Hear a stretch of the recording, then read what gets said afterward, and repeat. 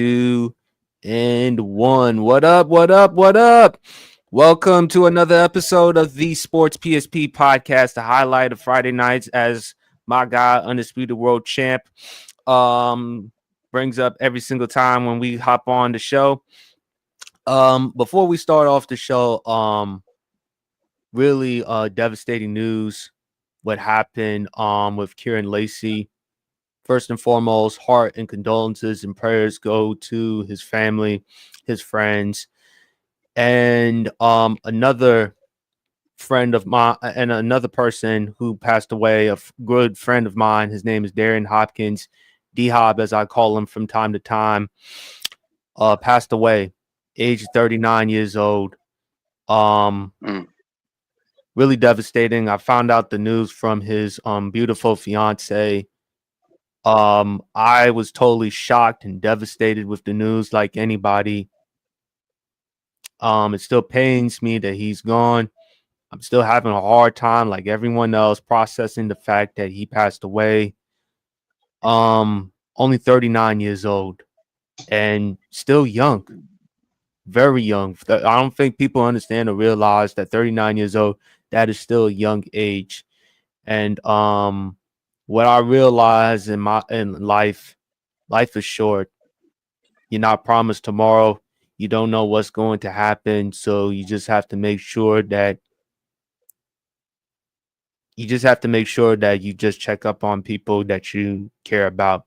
Although I have never had the opportunity, the pleasure, or the privilege to meet D Hop in person, but I've known him from my experience working with the grid. He is a damn good brother.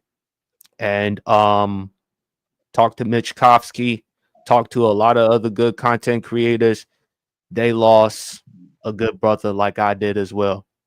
I lost someone that I had a lot of respect and love for.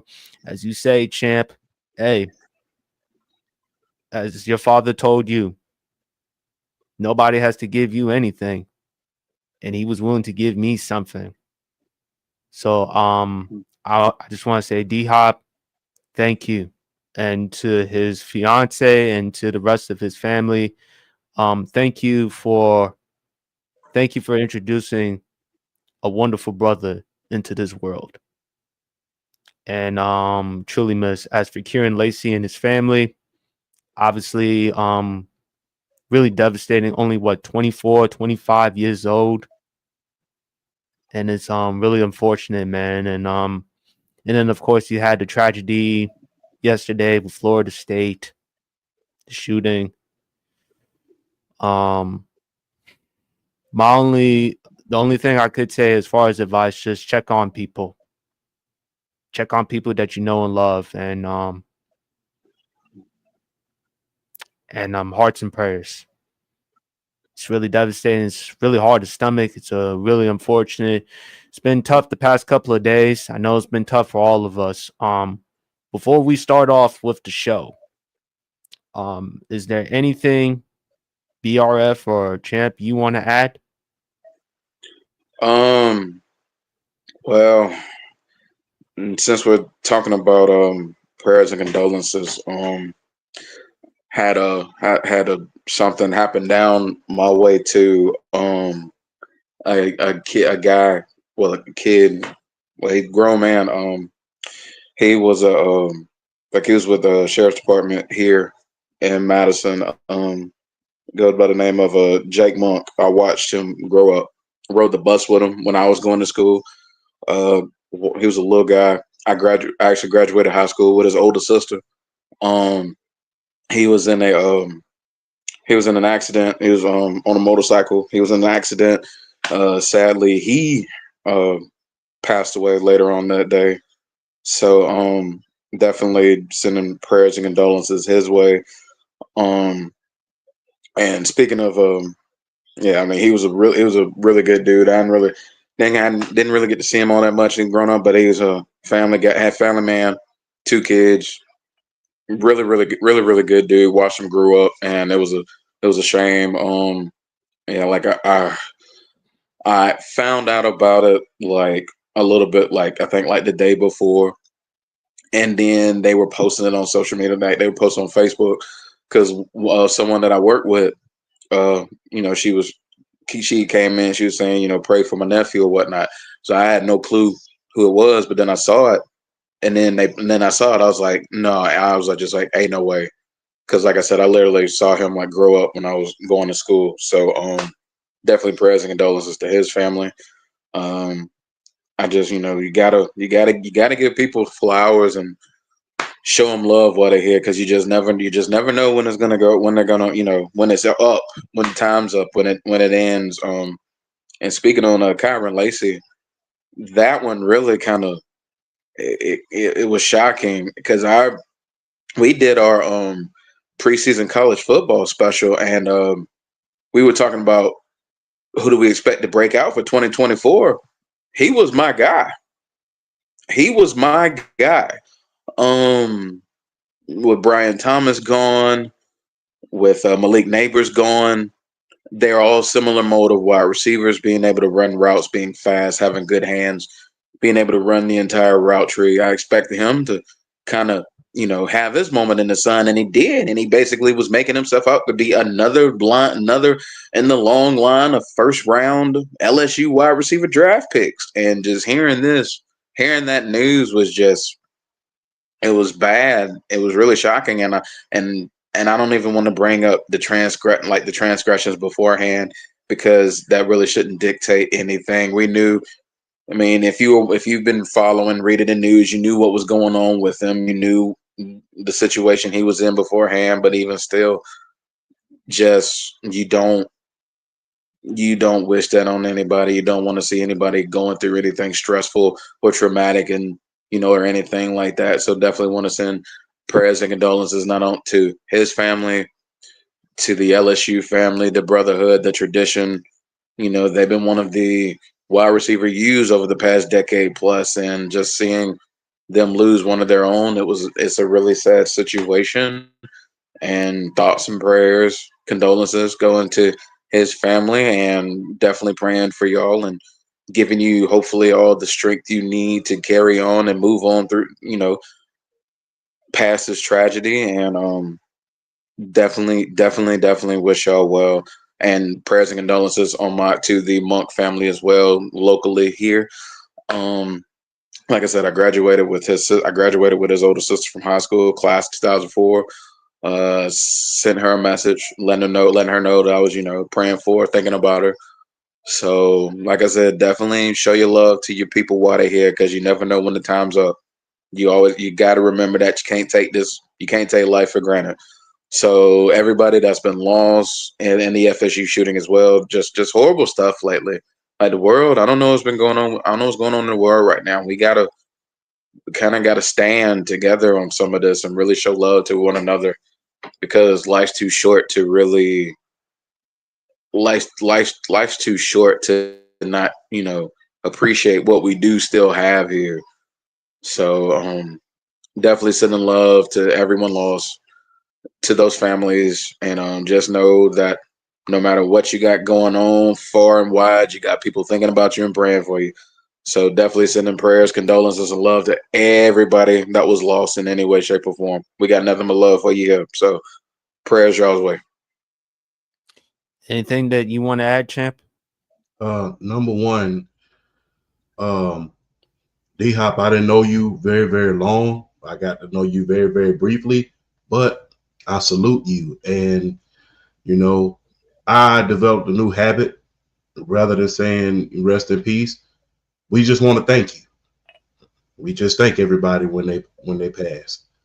We thank you for everything that you've done for PSP, everything that you've done for us here, because everything that you did for PSP, it trickled right on down to us.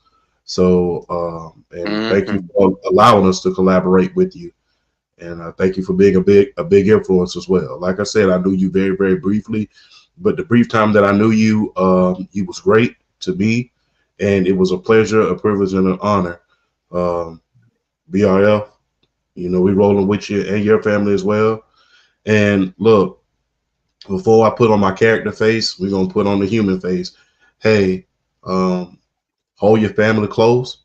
Be close to your family, and Don't be judgmental. Remember, our Bible says, our good word says that he is without sin cast the first stone. So remember that all the time before you start passing judgment. Now is not the time for Exactly. us to be, now is not the time in this world today with everything that's going on for us to be passing judgment, for us to be at each other's throats, holding grudges, or anything of that nature. Now is the time more than ever for us to show, not only just show, but live a united front. United with your friends, united with your family, united with your colleagues, your co-workers, your friends. Now is the time to do that more than ever. It's so many tragedies going on in this world. Bickering has no place right now. It's enough chaos around us in the world in order to for more than enough to go around. In our homes, at our jobs, at our places of business, even here on the podcast. Let's create a safe place of love, a safe place of moral support, and a great place of character, and a great place for someone to be in a loving place. Let's stop creating spaces where nobody's welcome. Let's create spaces, create the safe place that we need right about now for all our families and friends. Well said. Before we start off the show, let's just have a quick moment of silence, real quick.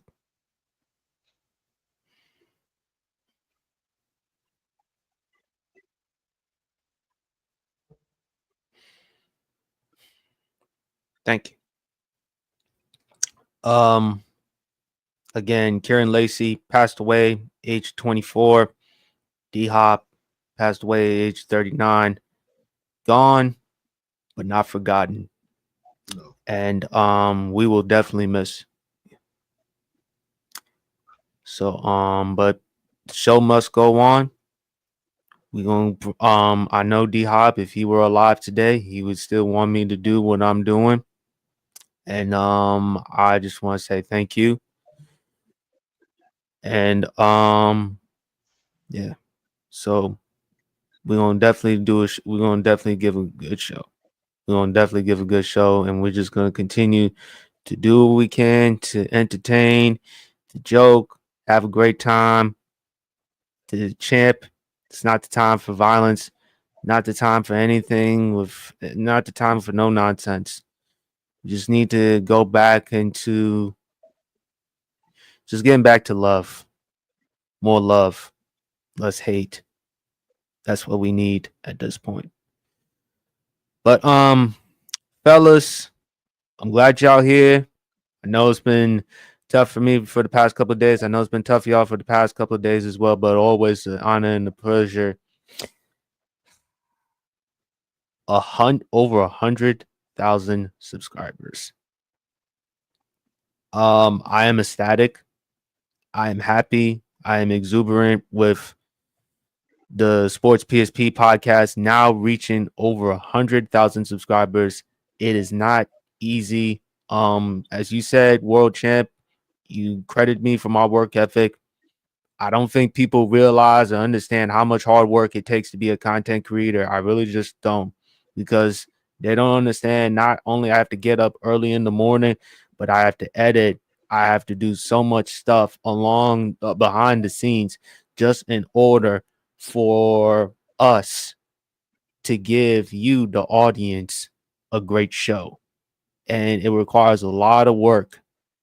And yeah, I mean, there are a lot of times I had some gray hairs along the day. There are times I've had a couple of margaritas or so along the day. But hey, it's my job to help y'all entertain. I couldn't have done it if it were not for the Grid Network as well. I want to give credit to the Grid Network for people helping me along the way. Barry Grant Jr., Bryson Carver, and everyone else. I also want to thank friends and family, especially World Champ and BRF Sports, because there have been tough times where I feel like I just don't want to do the podcast. But I thank you for just keep on encouraging me to do what I do best. I may not always know everything, but one thing I can guarantee y'all, I'm gonna do the very best that I can to give y'all a show. And I also want to give credit to Brandon from the block because he introduced me to a lot of great content creators as well. Broad, Trent, Luis, Kenny, Maria, the list goes on and on. Shout out to Brandon from the block. Please make sure you like and subscribe to his podcast. And also give credit to myself. I work my ass off every single day in order to do this type of stuff. I'm very ecstatic. I'm very happy though. There's still more work to be done. But I am ecstatic with over 100,000 subscribers. And I'm going to continue, and we're going to continue to do whatever we can to make sure that y'all keep on liking, subscribing, sharing, and commenting to the Sports PSP podcast. Appreciate what's on your mind. He said most realistic fantasy is getting selected to shoot a half-court shot at halftime of an NBA game and win $10,000. Appreciate you. What's on your mind podcast. But like I said, man, Sports PSP podcast, we're going to continue to give you a show. And I just want to thank a lot of people along the way. I want to thank, of course, Mama PSP. I want to thank Angie. I want to thank Maddie. I want to thank Kaylin. I want to thank D, Makai. I want to thank my brothers. I want to thank a lot of people along the way. If it were not for your contributions, if it were not for your advice and everything else, I would not be where I am today. And I also want to thank God for everything else. I may not have a lot of things to offer to this world, but there's one thing I can offer: hell of a podcast. And I also have a hell of a crew. So I'm very thankful for that. But fellas, let's get into it with college football. BRF, I'm going to let you go first, man. What are your thoughts regarding the whole Nico Iamaleava? I mean, last week he didn't show up to practice. Tennessee, they've moved on from him. You know, I think the head coach, I can't pronounce his name. Is it Josh Heupel or Josh Heupel? Josh Heupel. He said no one is bigger than the program. Yeah, the head coach from Miami, Mario Cristobal, said if they want to play keep out, get out. And look, my thing was Nico, his family didn't do him any good. Neither did his representation. And plus, you even heard them saying that it was bullshit. There was even reports about Nico holding out, not playing, and this was before the college football playoffs. So my thing is with Nico, he didn't handle himself well at all. Look, he's still young. He's only 20 years old. Eventually, as time goes on, he'll improve, he'll learn. And I'm all for the college players getting their money. If Nico Harrison had played at an elite level, a Heisman caliber level, I can understand him getting the exact type of money that he wanted. But he didn't play to that type of standard that season. This was his first year as an actual starter. And he didn't really take the nation by storm. I mean, if you look at Nico's numbers, and I'm looking them up right now in Tennessee, his first year as a starter, he completed 63.8% of his passes, 2,616 yards, 19 touchdowns, 5 interceptions. So we know that Tennessee, they're going to move on from Nico, and they're going to go with who they have at quarterback. Nico, it's also being reported that he joined UCLA. But there's also reports that the deal hasn't been finalized yet, and that he's making less money in NIL money in UCLA than he did in Tennessee. So this is really, really interesting. It makes no sense whatsoever. I'm confused. BRF, I'll let you go. What are your thoughts about the whole thing? Well, first off, I want to reference a video that I saw. Shout out to Champ, because he posted this because I guess he got this from a tweet or whatnot. I think he ended up with a $2.2 million NIL deal from UCLA. Homeboy's only going to be taking home $919,000. Yeah, something got lost in translation along this line here. Um, I understand wanting your money, getting your money. I understand completely. But Nico Iamaleava was like he wasn't exactly a top 5 SEC quarterback to really be commanding more than $4 million in NIL money.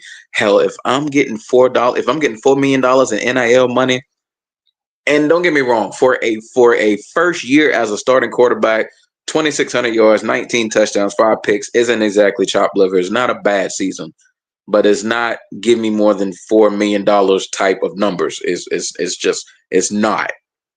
It's not at all. Um, and just it's kind of it's one of those things where you just have to really kind of sit back, kind of analyze the situation, and kind of talk to yourself and be like,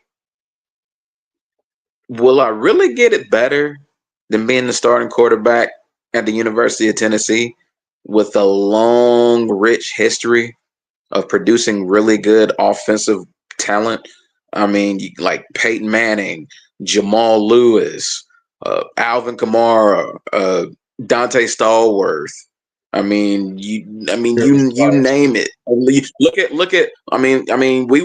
We were worried about Jalen Hyatt coming out of Tennessee. He's not a terrible football player. I mean, he kind of surprised me coming out. So I mean, they put out really good offensive weapons. I mean, Jason Witten's out of the University of Tennessee. I mean, they put out really good offensive talent. So I mean, it's not. So I mean, he's holding up. You know what I'm saying? He's carrying on history. He's carrying on the legacy. So situation like this you have to analyze, and then and it's the fact that you went to a school in California where the taxes are ridiculous. The taxes are ridiculous in California. You're not gonna get money like that in California like you would at other states. I mean, I look at me being a Braves fan. You know, I'm still a little upset that Freddie Freeman went to the LA Dodgers. I'm a little upset at that because when you look at his contract and you look at the taxes and whatnot, he would have got more money if he stayed in Atlanta than he would have going to LA. Even though he wasn't getting as many years, he would have got paid more per year. But hey, I mean, just one of those things you have to really think about. Nico's situation. He went to Cali. I think it has to do with the fact that he's from Long Beach. Makes sense, and that definitely makes sense. Wanting to be a little closer to home. I can't be mad at a dude want to be closer to home, be close to the family. I can't be mad at that at all. But even still, at the same situation, if you at the same time, if you're in a situation where you're trying to get your money, I mean, I understand want to be closer to home, but But if you're commanding money, get as much as you can get.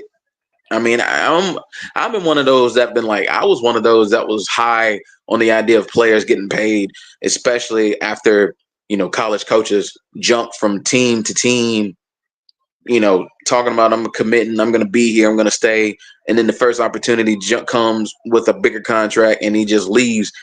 And then his recruiting class or his first recruiting class is stuck holding the bag. Like, you said you were going to be here and you just left. And so I was kind of like, okay, well, if coaches can leave and get money and do whatever they want and just, kind of leave a commitment to these players have every right to get paid. And I think to an extent it has kind of gotten a little out of control because it feels like NFL free agency a little bit. These players holding out now and commanding these big deals but it just kind of, if you're trying to prepare yourself for the next level to be an NFL quarterback, some of these franchises are going to look at you like, if you're already doing stuff like this, trying to, commanding and looking at the money that you're getting in college, are we really going to trust you come free agency as far as like, wanting a big money contract? We really going to trust you like that? You going to hold out on us the same way? So a lot of these NFL GMs are looking at some of these players like, I'm kind of, jury's still out on them. I don't know if I trust them yet. Nico should have looked at this situation a little better. He really should have. And I mean, being like a mid-tier SEC quarterback, getting the type of SEC, getting the NL money he was getting, that's one of them situations. You know what? Maybe I should have left it alone. I should have stayed. Because I mean, what do I gain? Yeah, I'm closer to home, but I'm closer to home, yes, but I'm not getting as much money.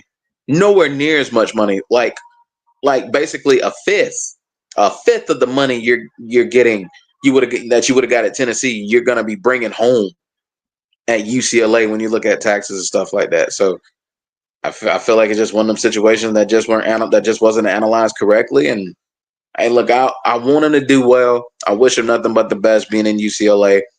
I mean, he's got it. I mean, he's a talented quarterback. He's a talented quarterback. He's got a good arm. He's obviously athletic. We saw some of that in the Georgia game.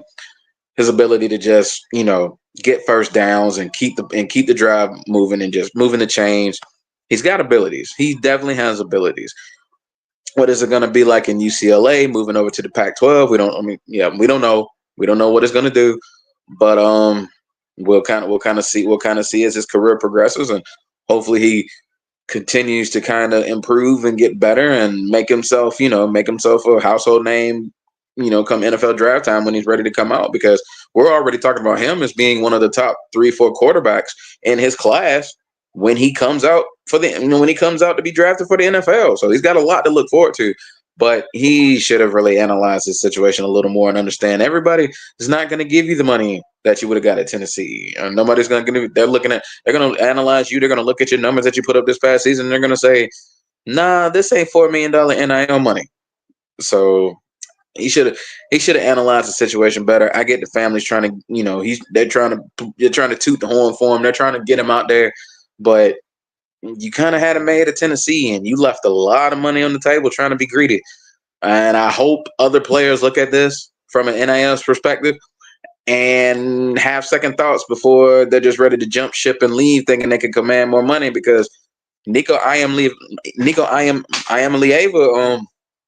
he's not a big name, but he's recognized. He's a recognized name. You'd heard that name quite a bit this year in college football. So hopefully other players look at this and really kind of slow down and pump the brakes a little bit before they decide to jump ship, thinking they're going to get more money at another school. So hopefully some of these players look at this situation, think about it.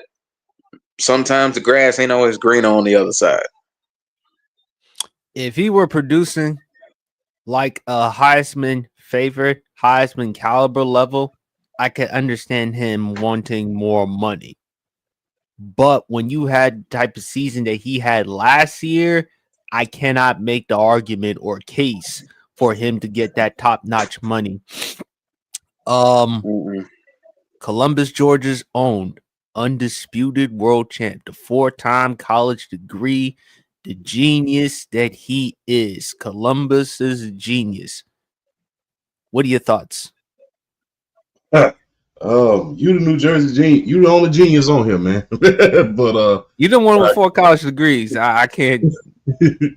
You got 101,000 people. You can fill up a whole arena with your followers, bro. You can fill up a whole arena. You can sell out shows for the next 3 days, man. Hey. But I digress, man. I had good people around me, and you was one of those good people. So, I mean, you're only as good as the people around you. So I thank God for the people around me, including you, man. So, hey, man, it's an accomplishment, but you know me. I don't take nothing too serious. So it's like I've done it. It's an accomplishment. But we still got a lot of work to do. Just like you said earlier, man. I can always be better than what I am now, and the goal is to get better. But I digress. But look, I'm going to take off my character hat, the real funny guy hat. I'm going to take off that hat and put on the real serious hat right about now. Let's put that on for right now. Young men, I'm going to tell you something that I tell my nephew every other day. You have to be real careful about being more happier than happy. Let me say that again. You have to be careful about wanting to be more happier than happy. You're in college. How much money do you need at this point? You're in college. My thing is this. Let's just be real. You're already getting a full ride scholarship. That's number one. Then on top of that, they throwing in $2.2 million. And like I said on another podcast, that's just the stuff that we know about. That's just the money that we know about. You can best believe some of these guys is getting other, comp benefits somewhere else too. Whether a booster gives you their car for the weekend, whether they give you their yacht for the weekend, whether your apartment paid for. That's just, these NIL deals are just the stuff that we know about. You can best believe a lot of other backside deals are occurring behind the scenes, just like it did before NIL came into fruition. Those things are still going on. You're still getting fringe benefits somewhere else other than your NIL deal. Some booster is still kicking you down some money. So you got $2.2 million in a state with no state income taxes. Yeah. $2.2 million in a state with no state income taxes. Now you go out to California and you sign a 1.75 NIL deal. But by the time they get through slashing and burning all them taxes, you down to $900. In the great words of Ice-T, you played yourself. You played yourself. You are in college, young man. I understand, like BRF said, we're not the old men get off my lawn type thing. This is not that.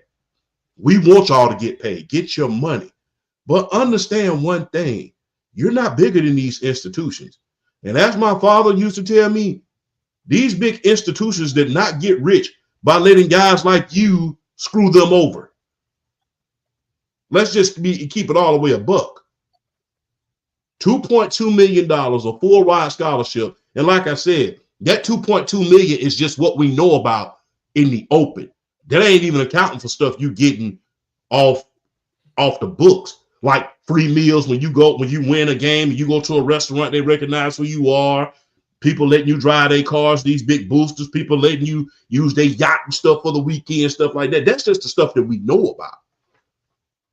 The thing is, you're still in college. 2.2 million. You are already a millionaire in college, young man. You're already a millionaire. You've already won.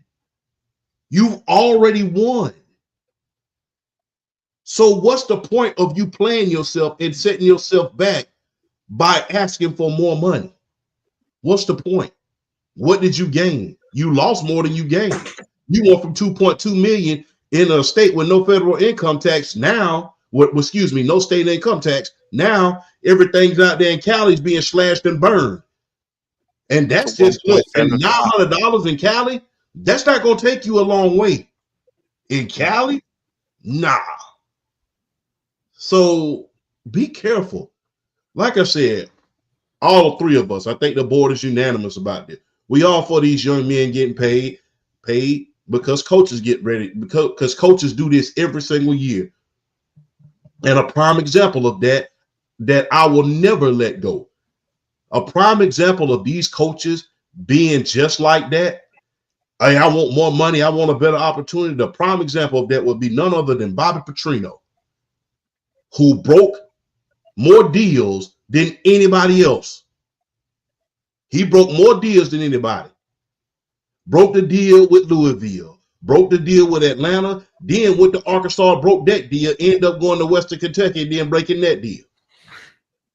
So this is not a situation where we're saying, oh, we're old, bitter men, get off my lawn.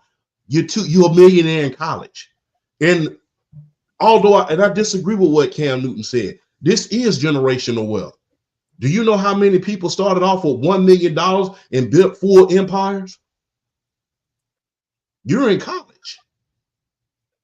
You're in college. Maybe that the thing is, you don't need that much to live in college. Really what NIL was about is to making sure that you wasn't playing football and you wasn't starving while you was in the process. That's what it was originally about, to make sure that you wasn't playing for a multi-billion-dollar program and you wasn't starving somewhere in a corner somewhere late nights after the game. That's what it was to make sure of. But then they gave you more than enough. They gave you in abundance. You got Carson Beck, he just got paid $5 million by the U. So instead of just throwing you a stipend of maybe like, $400 or $500 a month just to make sure you can eat, you got millions a year. How much do you need? I understand you trying to kick the family back. You're trying to do a lot of things, but guess what? How much do you really need? And you got to think about how this is going to look, just like PSP and BRF said. How is this going to look to these NFL GMs that you can't honor contracts in college? How's it going to look? Not to mention the draft stock, because again, Nico's one of the top quarterbacks in this upcoming draft 2026 draft class. And if they're going to have these types of questions or concerns about Nico regarding money, how are they going to feel bringing him to the organization? But I got a special guest on the show. Got my guy Grant. How you doing, brother? It's good to see y'all, boys. I know it's been a minute, and don't worry, I'm not dead. I'm alive. New gigs, as you could tell, new place, but it's good to be back. Looks really good, man. Boy. Yeah, boy, upgraded to the penthouse right there, boy. That look good right there. Nah. Slow your roll right now. That look real good. No. This is no. Stop it, y'all. No, what did jacuzzi y'all gonna get me. Y'all gonna get me robbed. What did jacuzzi at? It's on the. But it looks really nice, man. It looks really nice. Yeah, I appreciate it. But it's good to see y'all, boys. Appreciate y'all for having me on. No problem, Grant. What are your thoughts about the whole Nico thing? Oh God. All right. I knew we were gonna talk about this, so let's just rip the Band-Aid off. This whole thing is stupid. I give credit to Tennessee where credit is due. I'm gonna start off with this. I want to make this perfectly clear. I am pro college football in the end. And before y'all start saying, oh, you're pro players' rights, I am pro college football. I have no problem with NIL. I want players to get paid. If you are making millions for your institution or for your school and you're not receiving a cut of that, that's not fair. Because we have seen players in the past, aka Johnny Manziel, who generated millions for A&M to essentially build them their new stadium and never got a piece of it until so at least he got to the league. So I'm not against this. What I am against is a man who wants to threaten to hold out his team not once, but twice in the playoffs to renegotiate his deal, then wants to sit out of practice to get paid double what he already makes. This kid makes $2.5 million a year. There's not a lot of people that get that in college, especially at this level, for a freshman to get into this position. And keep in mind, this has been only 1 year. And the thing that annoys me more is this is something Josh Pate said on Twitter. And shout out to Josh Pate because I think he knows 100% about this. He said this on Twitter when the whole thing went down. He said, once again, college football continues to benefit everybody outside of it. The people who keep saying that, oh, this would never happen. Oh, contract negotiations won't end up like this. Oh, nobody would ever have a holdout. Yeah, it's funny how it keeps happening. Now, understand this. I love college football. I want this sport to be able to sustain itself. But we have created a system with NIL, and we have left it unregulated and unprepared. And now you combine that in with the transfer portal, where you have basically, it's wild, wild west. There's no limit. There's no God. There's a guy who I think he's currently at Texas State who's on his 6th college in 6 years and just hopped in the portal again. And probably is going to go to a 7th school. At what point do we feel like that this system needs to start getting regulated more federally? Or if not federally, more strictly? Because I think the system right now is too loose. It's too far spread. There's not enough transparency. And look, I'll just be honest. Money in college football has always been a thing. The only difference now is it's just legal. So I want this system to stay, but for Nico to do what he did, and I'm not really trying to put the blame on Nico because I think he was getting his assist or his advice from outside sources, i.e., like an agent, to essentially tell him to do this. And now he's going to UCLA, and that garbage that freaking his father said on Twitter about the offense wasn't set for him. No, it was because y'all were trying to get more money. You tried to hold out. Heupel said, yeah, we're done. And he cut you. That's what happened. So don't spare me that garbage about offense because that is not – because Josh Heupel got Joe Milton drafted. If he could get that guy drafted, with all due respect, this wasn't an offensive issue. And what I hate about it more is I feel like this could have gotten 10 times more worse. And just we haven't seen what it can be yet. Because let's just say hypothetically, Heupel says yes, they cave in and pay him. That sets off a lever of complete catastrophe. Because then you probably would see a pattern of other players. I wouldn't say this immediately, but over time, start to be like, yo, if this guy can hold out and get paid double, what if I hold out and ask for triple? And what if I do this? And what if I don't go to this practice? And what if I don't play this game unless you pay me? Like, it can only get worse. So for me, the system has to be regulated and there has to be more transparency. Because if you have situations like this going on where you have players like trying to completely shut down the program, not the program, but shut down the team in exchange for money, I don't think that's going to work. And look, no one won in this situation. Don't let anyone say, oh, Tennessee got the right decision. Because, look, Tennessee's 2 backup QBs at the moment. I think they're both pretty solid, but they're not on Nico's level. They're not the type of guys that are going to get this team to where they need to be. And as for UCLA, it's a great addition, but UCLA has so many holes offensively. It's kind of like you're just throwing this kid in there and expecting it to work. The only reason why he was over there anyway is because they eventually decided to pay him. Not to mention he's from Cali. That is true. So look, at the end of the day, this is what we've set up. We've set up a system like this. And unless we want this to get worse, which I'm telling you now, if you do not think this can get worse, you are stupid, because it could and it will unless we regulate this.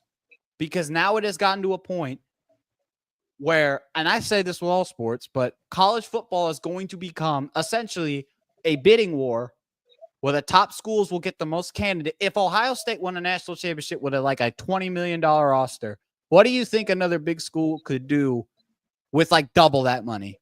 They could run college football for like 5 years and then every single school could get shut out unless there's some form of transparency. And look, this whole thing it's sad because I had my expectations for Nico. I thought he was, I said after the game against Ohio State, I said Tennessee had an unbelievable team, and I thought they had a bright future under him. And it's sad that it has to go this way, but I hope UCLA works for him. I wish nothing but the best for the kid. But look, it's unfortunate that this is the system that has been developed under college football.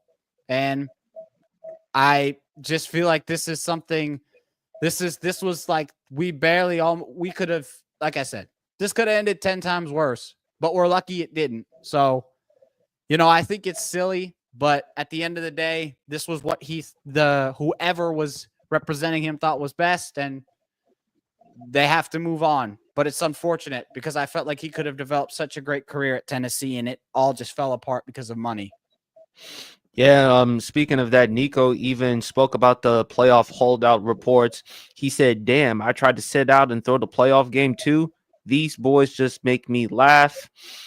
And one of his teammates, his former Tennessee teammate, said, me and I'm gonna throw this game right now. He just posted it on his Instagram story as we speak.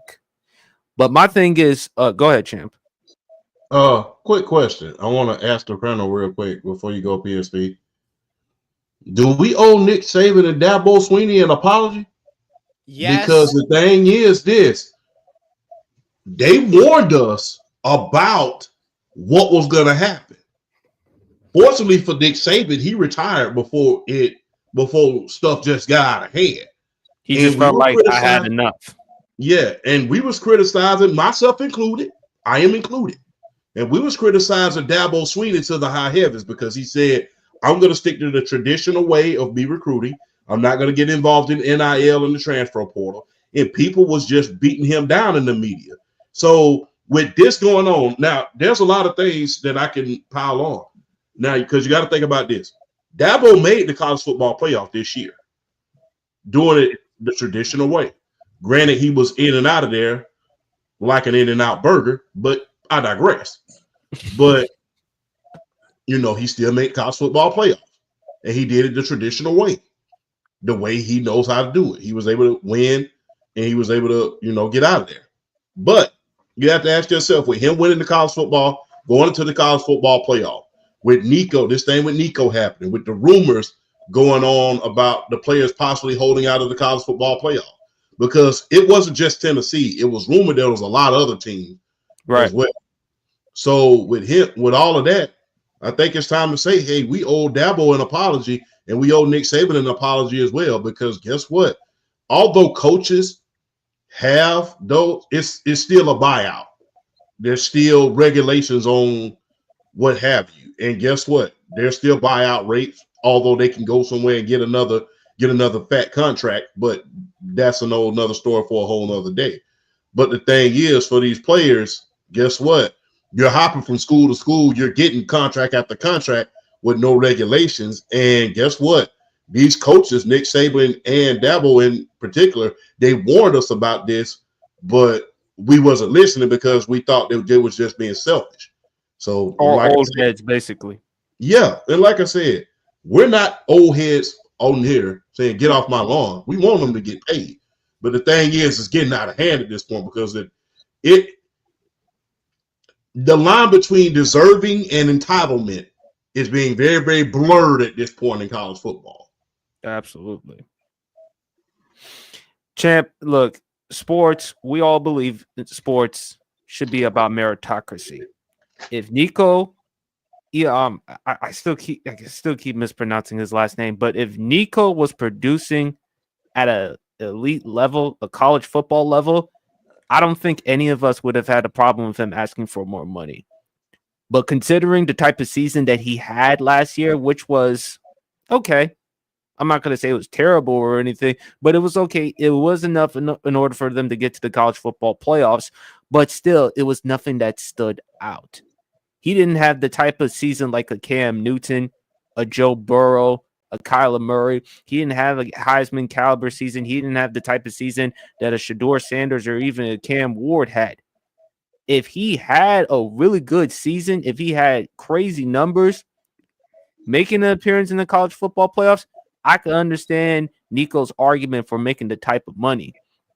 And yes, to your point, Champ, we do, to an extent, I feel like we're going to have to applaud Nick Saban and Dabo Swinney and have to give them their flowers, because I thought, just like a lot of us, they were just old heads. They were just hating on the college football players getting the money. And again, still, all of us, we want these college football players to be compensated.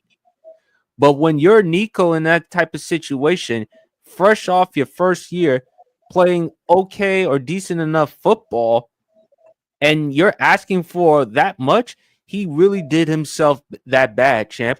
And I told you before about Tennessee. That's a place with no state income taxes. That's a state with no state income taxes, making a damn good amount of money, but you go to Cali. And we all know how the taxes are in Cali. It's kind of like Jersey. Ain't that good. But I understand he probably wanted to go to Cali because, again, he's from Cali. He's from Long Beach, California. But it's going to be interesting to see how Nico's going to be. Now, again, the deal hasn't been finalized yet, whether if he's going to UCLA. But if he does go to UCLA, hey, the Big Ten football, it's going to be interesting to see how he plays there. Now, again, to your point, Grant, there's a lot of things that UCLA must address, but it's going to be interesting to see how he's going to handle that type of competition. If he had if he had some struggles going up against the SEC, imagine what he's going to be against the Big Ten. So I hope for Nico it works out. As for Tennessee, it seems to me they're handling this well.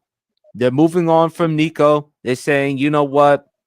Unfortunately, both sides couldn't get the deal done, and neither side looks well. But Tennessee, it seems to me, they're moving on. I don't think any of the quarterbacks are going to pan out or like Nico, but it is what it is. So they've moved on. They feel like the best way is to move on from Nico. And if we don't move on from Nico, it's going to be a constant distraction, and it's going to hurt our team. As far as what Mario Cristobal said, if they want to play keep out, get out, you did pay Carson Beck over $4 million in Yeah, NIL. he shouldn't be talking because Yeah, that's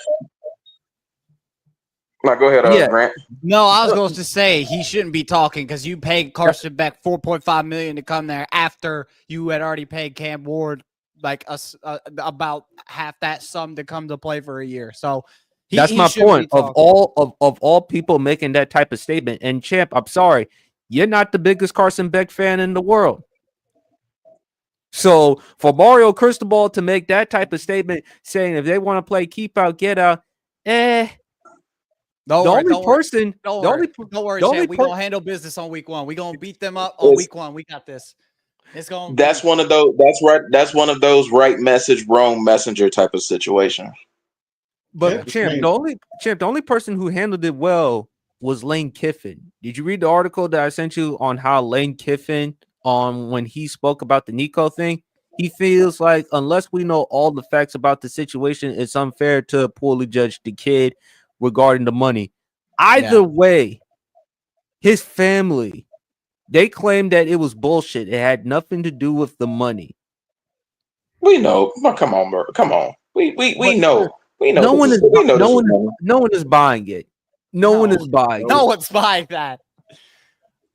I don't know who his agent is, but like I think this is what I thought happened. I think he got advice from his agent or an outside representative that he had that was like, yo, think this way. If you sit out, they'll probably give you more. And they gave him that mentality. Because I don't think this was his choice. I think he took this advice from someone else. Because I think Nico was thinking this like long term, and he had this outside, voices coming, like not just from family, but like I just think, this wasn't on him. I'm not gonna put the blame solely on him because I just feel like there was more outside noise going around this whole story than I just think. So I don't think it's fair to put that on Nico himself. Is there anything you want to add? I'm sorry, PR. Because that's what I'm going to say. Like, you can't necessarily. I mean, you definitely can't say playing time of offense because he is the starting quarterback. But you're not going to sit here and say, "Oh man, the offense was already built around him." The offense was already pretty much squarely built around him. Like, you don't want to put too much of the burden on him. It's basically like let's put it this way. Tennessee got to the college football playoff having a really, really, really, really, really good running game and a sick front seven on the defensive side of the ball. Nico did enough to where as long as Nico didn't mess up, they were straight. But at the same time, they crafted it around him with his ability to run the ball with the RPOs and the bootlegs and all that other stuff. They crafted that offense still around his athletic ability. So you're not about to sit here and tell me that offense was not going to be built around Nico Iamaleava when he was clearly going to be the starter and he was clearly going to be the focal point, and they were probably going to open up the offense a little more to give him more freedoms as far as probably audibly calling plays, being able to throw more, being able to run more out of certain pass situations. You know they were going to give him more freedoms coming into his second year in the offense. So you're not about to sit here and tell me that offense was not built around him. Champ? Hey, in fairness to Mario Cristobal, I'm going to just be real. Those two players didn't hold out. I'm just being real. And anybody who was anybody knew that once Gunnar Stockton came in that SEC championship game, everybody who was anybody knew that Carson Beck's days were numbered. Either he was going to go to the draft, which people didn't know that he was going to be successful or not, or he was going to enter the transfer portal. So the writing was pretty much on the wall for Carson Beck the minute that Gunnar Stockton came into that SEC championship game, because he had been struggling all year long. And everybody knew his days was kind of numbered. And guess what? In credit to Mario Cristobal, he was able to pay those players and bring them to his program. But the thing is, he had the right message. Now, I understand people will say right message, wrong person, but those players that he paid, they didn't hold out. The writing was on the wall when they left their respective programs. They just wanted to get the best player available. All right. But either way, this whole thing regarding this Nico situation, this is how everyone is feeling. Oh my! Oh no!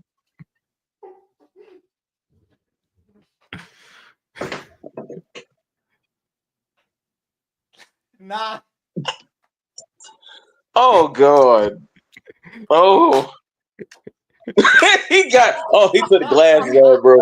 He took the glasses off, bro.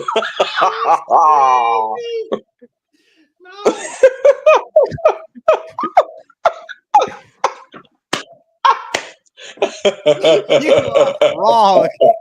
You're horrible. Yeah. Oh no. Oh no. Oh. Champ, you look good, man. You look good. No. No.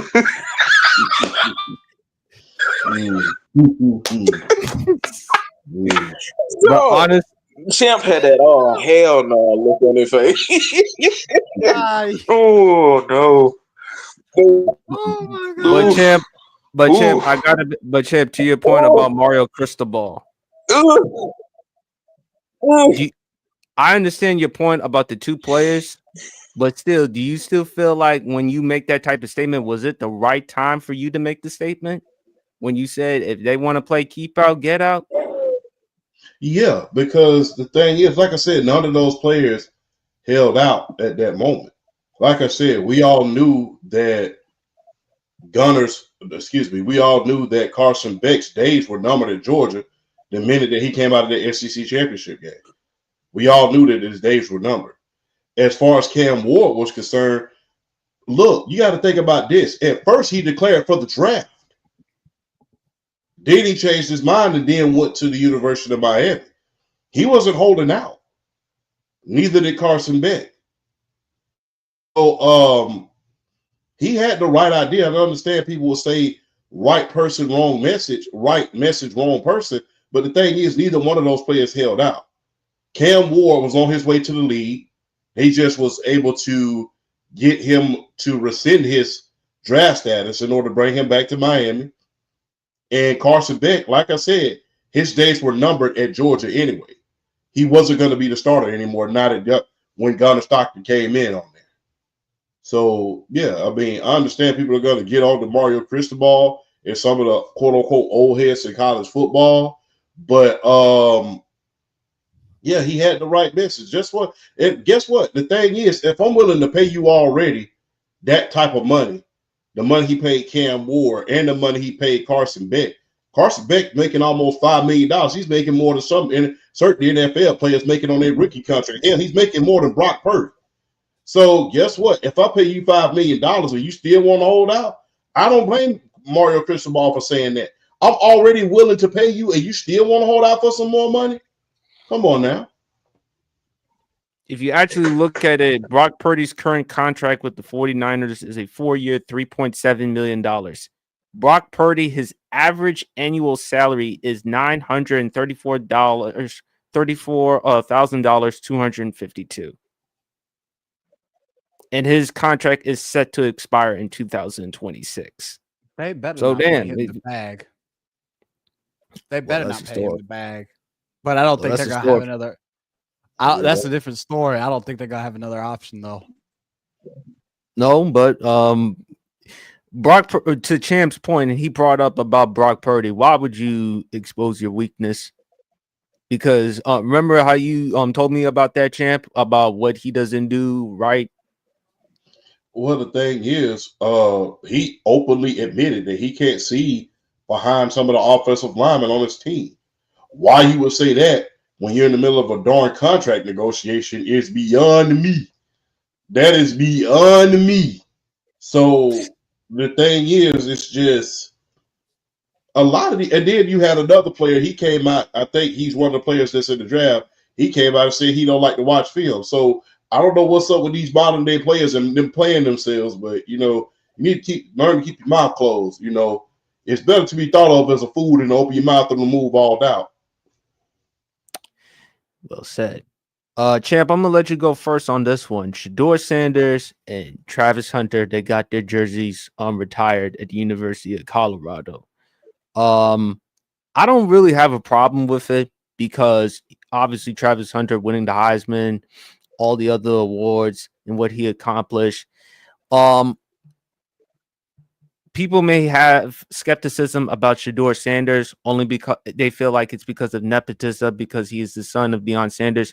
But if you look at what Travis Hunter and Shedeur Sanders have meant both on and off the football field, what they have done for the University of Colorado, because before their arrival, as well as Deion Sanders, how many games did they win? Like in what, 2022? Like what, one game? And for them to turn around Colorado, particularly the atmosphere, I mean, you're getting guys there to watch the games. You're getting Stephen A. Smith. You're getting Shannon Sharp. You're getting The Rock. You're getting Pat McAfee. You're getting a lot of people coming to Colorado. So do I necessarily have a problem with Shedeur Sanders and Travis Hunter getting it, having their jerseys retired? No. Travis obviously is more accomplished. So, yeah, the argument is made for him. As for Shedeur, no, I don't think it has to do with the fact that he is Prime's son. I also think it has to do with the fact on what he was able to produce, which is why, champ, I still believe that if I'm the New Orleans Saints, I better go draft a quarterback, because Derek Carr, and I know, Grant, they have to draft Shedeur Sanders because Derek Carr has been reported the shoulder injury. Do you want to deal with Derek Carr? Do you want to deal with Derek Carr? Do you want to deal with Spencer Rattler? I mean, they have Ben DiNucci on the team? Mm-hmm. So Kellen Moore is also in his first year as a head coach. So I think, to me, I mean, look, first year head coach, you got to go with a young quarterback. But anyway, back to Shedeur and Travis Hunter. Considering what they've done on and off the football field, their attraction in terms of what they meant to college football during their time, I have no problem with it. What says you, big homie? Number one, people are going to start, especially certain reporters, and I will not mention their names at all because you don't deserve it. You don't deserve to be mentioned on this platform at all. Certain reporters are going to say about Shedeur and Travis Hunter and their numbers being retired. Well, they didn't win a national championship. Do you know how many players have had their numbers retired and they didn't win a national championship? A lot. Yes. And the sad thing about that, let's go back to Tennessee. Do you know Peyton Manning got his number retired, but the person who won the national championship, T. Martin, he didn't? Yeah, that's crazy. I'm gonna say that one more time for the peanut gallery out there. Did you know that Peyton Manning did not win a national championship at Tennessee? His number's retired, is in the rafter. T. Martin's number, the person who won the national championship the year after he left, his number's not retired.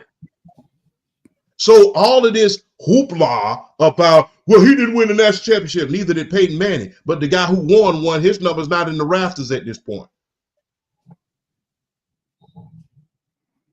Ron Simmons didn't win a national championship. His name is in those rafters.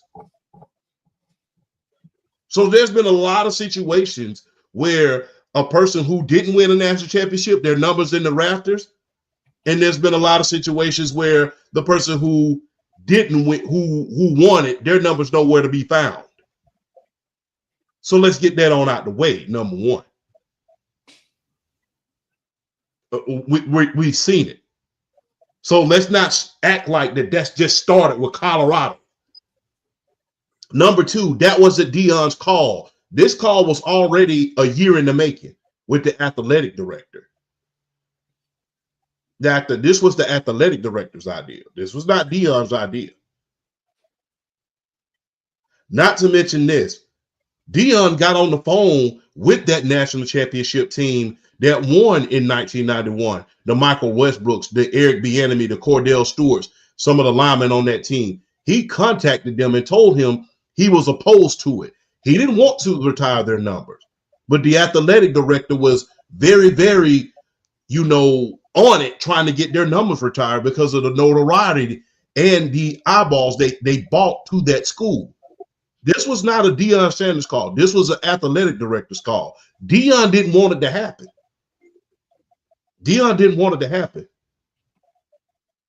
So let's stop moving goalposts. He didn't win a natty. Look at his record. Do y'all know what John Elway's record was the last year he was at Stanford? Y'all know? Wasn't it a losing They went record? 6-6. Oh, I forgot. Yeah, So stop. Enough's enough. And he was one of the best quarterbacks to ever touch a football field at the pro level. So let's just stop with this whole nonsense. It wasn't Deion's call. Deion is not the athletic director. He's not the alumni. He's not a head. The only thing that he heads up is the football program. He's not the athletic director. And like I said, if you go around the room, you'll see that he was opposed to it. Like I said, with the Michael Westbrook, with the Cordell Stewart, he called them up and told them that he was opposed to it. By the way, big homie, did you know what Elway's record was at the University of Stanford? Yeah, what's that? 20-23. I rest my case there. So for every last one of you guys that, well, he didn't do much there. He brought eyeballs to that back to that school. Without Shedeur Sanders, we're not talking about Colorado. Without Travis Hunter, we're not talking about Colorado. This was the first Heisman in their history, to my knowledge. This was the first Heisman in their history. Colorado. He deserved. Rest in peace. Well, Rahan Salam. Since Rahan Salam, my bad. I apologize. No disrespect to the great Rahan Salam. My bad. My apologies to the fans out there.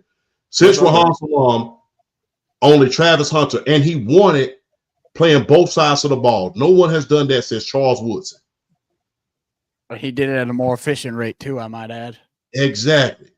And even when he won the Heisman, but the thing is, this is not the newcomer from Colorado haters. Remember when Shedeur Sanders won the best wide receiver award, right? The Biletnikoff Award. Biletnikoff. Yeah, the Fred Biletnikoff Award. Remember, they said they were so against him winning that award. They wanted to give it to a guy that went to San Jose State. They wanted to get, people were so against Travis Hunter winning the Fred Biletnikoff Award that they wanted to give it to that young man who played in San Jose State. And his name is nowhere near on anybody's draft board right about now. I ain't heard about his name since. I ain't heard his name since.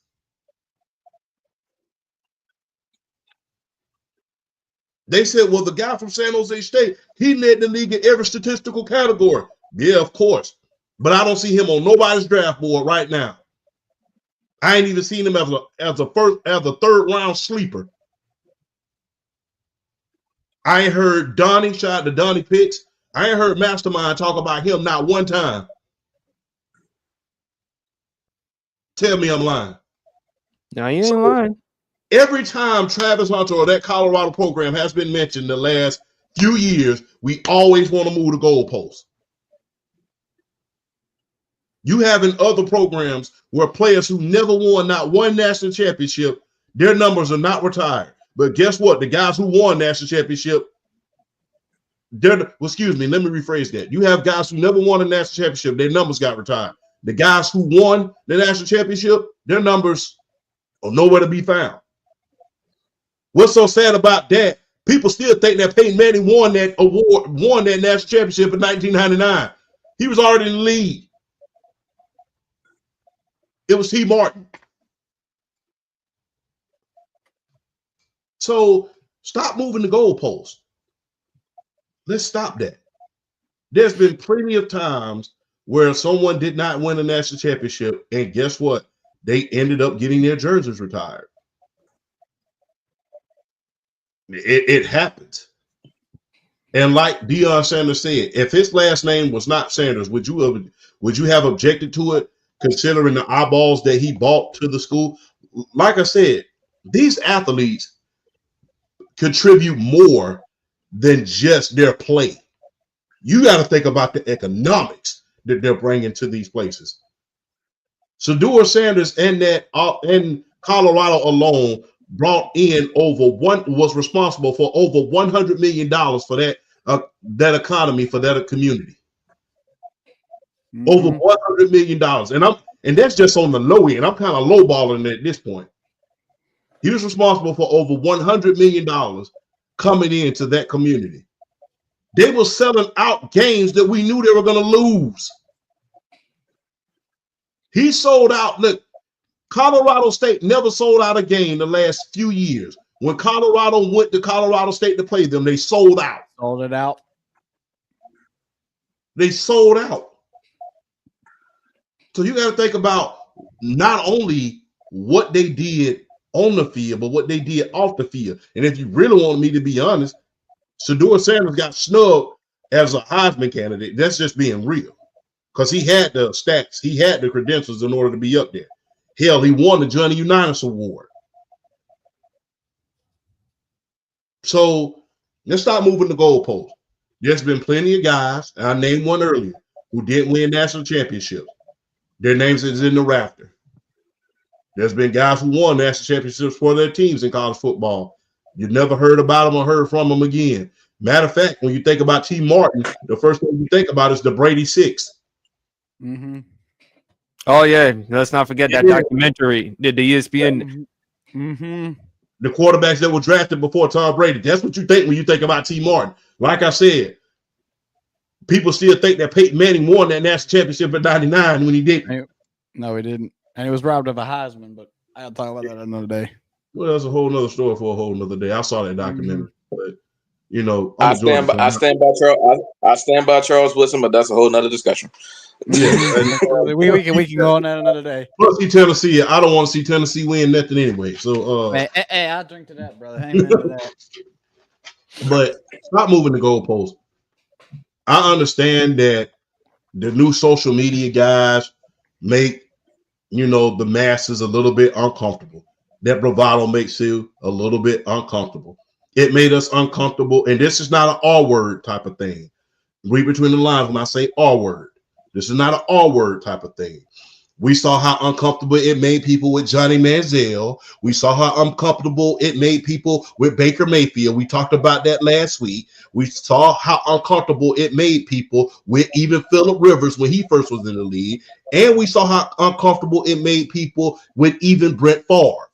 So we've seen how cockiness and arrogance and borderline, that bravado can make guys uncomfortable. It's not just an all-word type of thing. We've seen it, how uncomfortable it makes general managers, how uncomfortable too much arrogance makes the masses. We frown upon it. So let's not make this as something that it's really, really not. It's across the board. Remember, Barry Switzer called Johnny Manziel the most arrogant blank, blank, blank he's ever seen. So let's stop playing that card where it doesn't belong. Let's just quit and kill that noise in the great words of MC Shan.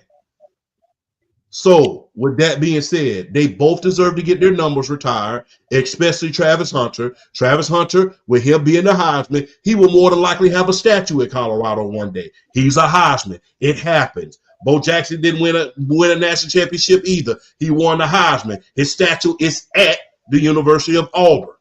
As well as Pat Sullivan and Cam Newton. Exactly.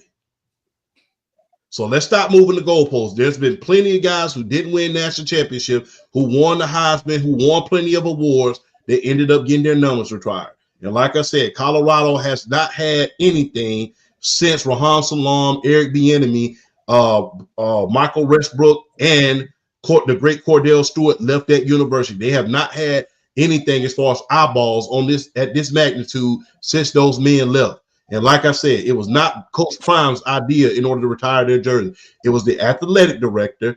And even after that, and even at the beginning, Prime was opposed to it and called up all of those players about their jerseys being retired, that being the 91 national champion Colorado Buffaloes. So let's stop moving the goalposts. Grant or BRF, whoever wants to go. You can go ahead, BRF. You can go, Grant. All right. You sure? Well, yeah, go ahead, man. You go first. All right. Yeah, I don't Look, I don't have a problem with those brothers getting their number retired. I mean, you can make a case there in terms of just notoriety and impact. You can make a case they're arguably the two biggest names or the two greatest players in terms of notoriety and putting eyeballs on the University of Colorado in the history of that entire university. You can make a case in terms of notoriety. They're the two biggest names to grace that school. When you look at all the eyeballs that hit the University of Colorado, the celebrities that went to the games, just being able to just sell out stadiums no matter where they went, they're arguably the two biggest impact names in the history of that school. So I absolutely have no problem with Shedeur Sanders and Travis Hunter getting their numbers retired. But at the same time, though, I don't have a problem with Deion saying he wasn't for it, because I guess from Deion's perspective, he's looking at them like, yeah, they were really, really good, but they could have been even better. And at the same time, putting a spotlight on them and not necessarily the university as a whole, which is ultimately what I'm trying to do, which is why I signed an extension to stay at the University of Colorado. That doesn't really do me a whole lot of favors. I want the notoriety on this school as a whole, not just Shedeur and Travis Hunter, albeit they absolutely deserve it, because look at what they've done for the university and their play on the field as well. Now don't get me wrong. I'll say this. Now Champ definitely made a point about them talking about the wide receiver at San Jose State. Them bringing it up to try to knock Travis Hunter. I mean, now I'll say this much though: the Biletnikoff, none of them awards should necessarily be popularity awards. It should be who's playing the best football. But I will say this: Travis Hunter made an impact in bigger moments, made a lot of big plays. So I'm not going to knock him winning the Biletnikoff award for the impact he made in big time situations, helping Colorado win some football games. Travis Hunter is a hell of a player and is going to be a hell of a pro player, whoever drafts him. And the same thing with Shedeur Sanders. Don't write off, and I'm going to just say this real quick, even though the draft's coming up, don't write off the New York Giants drafting him at 3, even though they already have a full quarterback room. Don't be shocked that the New York Giants draft him anyway, and he doesn't get to the New Orleans Saints at 9. But I digress. That's a topic for another day.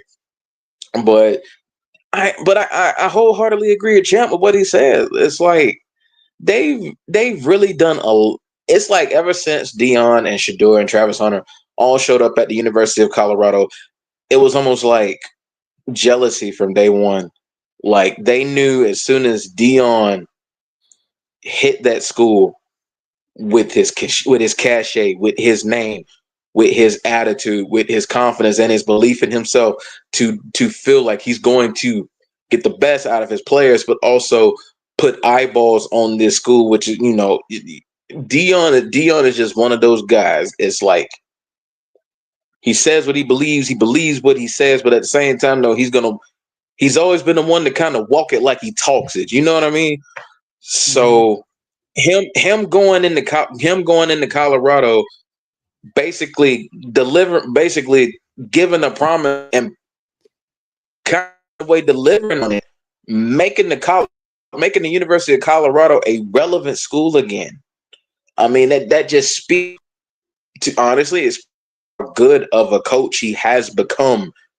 Like in his short time coaching college ball, it's a testament to how good of a coach he's already become. And then with players like Shedeur and Travis Hunter having that foundation there, it speaks to their level of play. Because Shedeur Sanders, I mean, let's face it, them offensive lines in Colorado were trash. I mean, let's face it, they were horrible. You've mentioned that numerous times, Champ.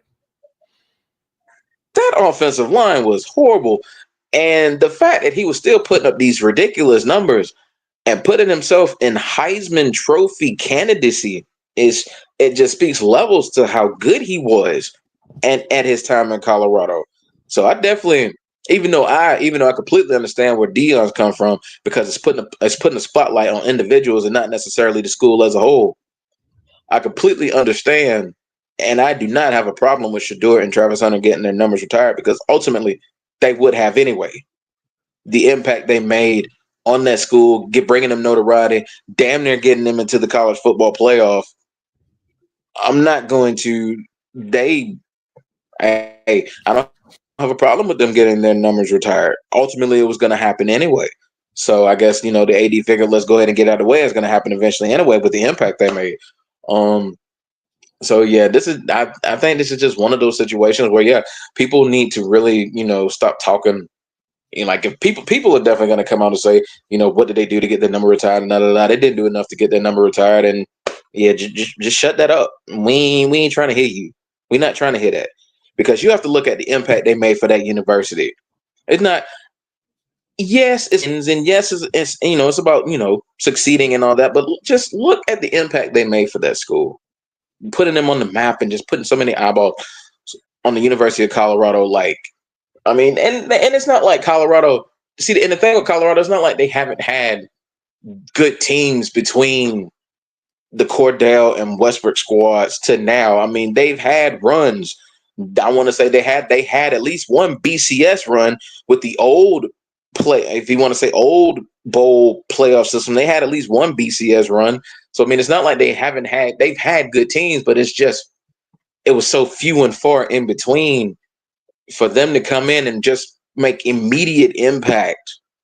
It just speaks to the level of play that they were able to display, and we were lucky enough to see those 2 years they were in Colorado. And I feel like they absolutely deserve this honor. And yeah, like all these players that have gotten their numbers retired ain't won a thing. I mean, look at us, look at me and Champ being University of Georgia fans.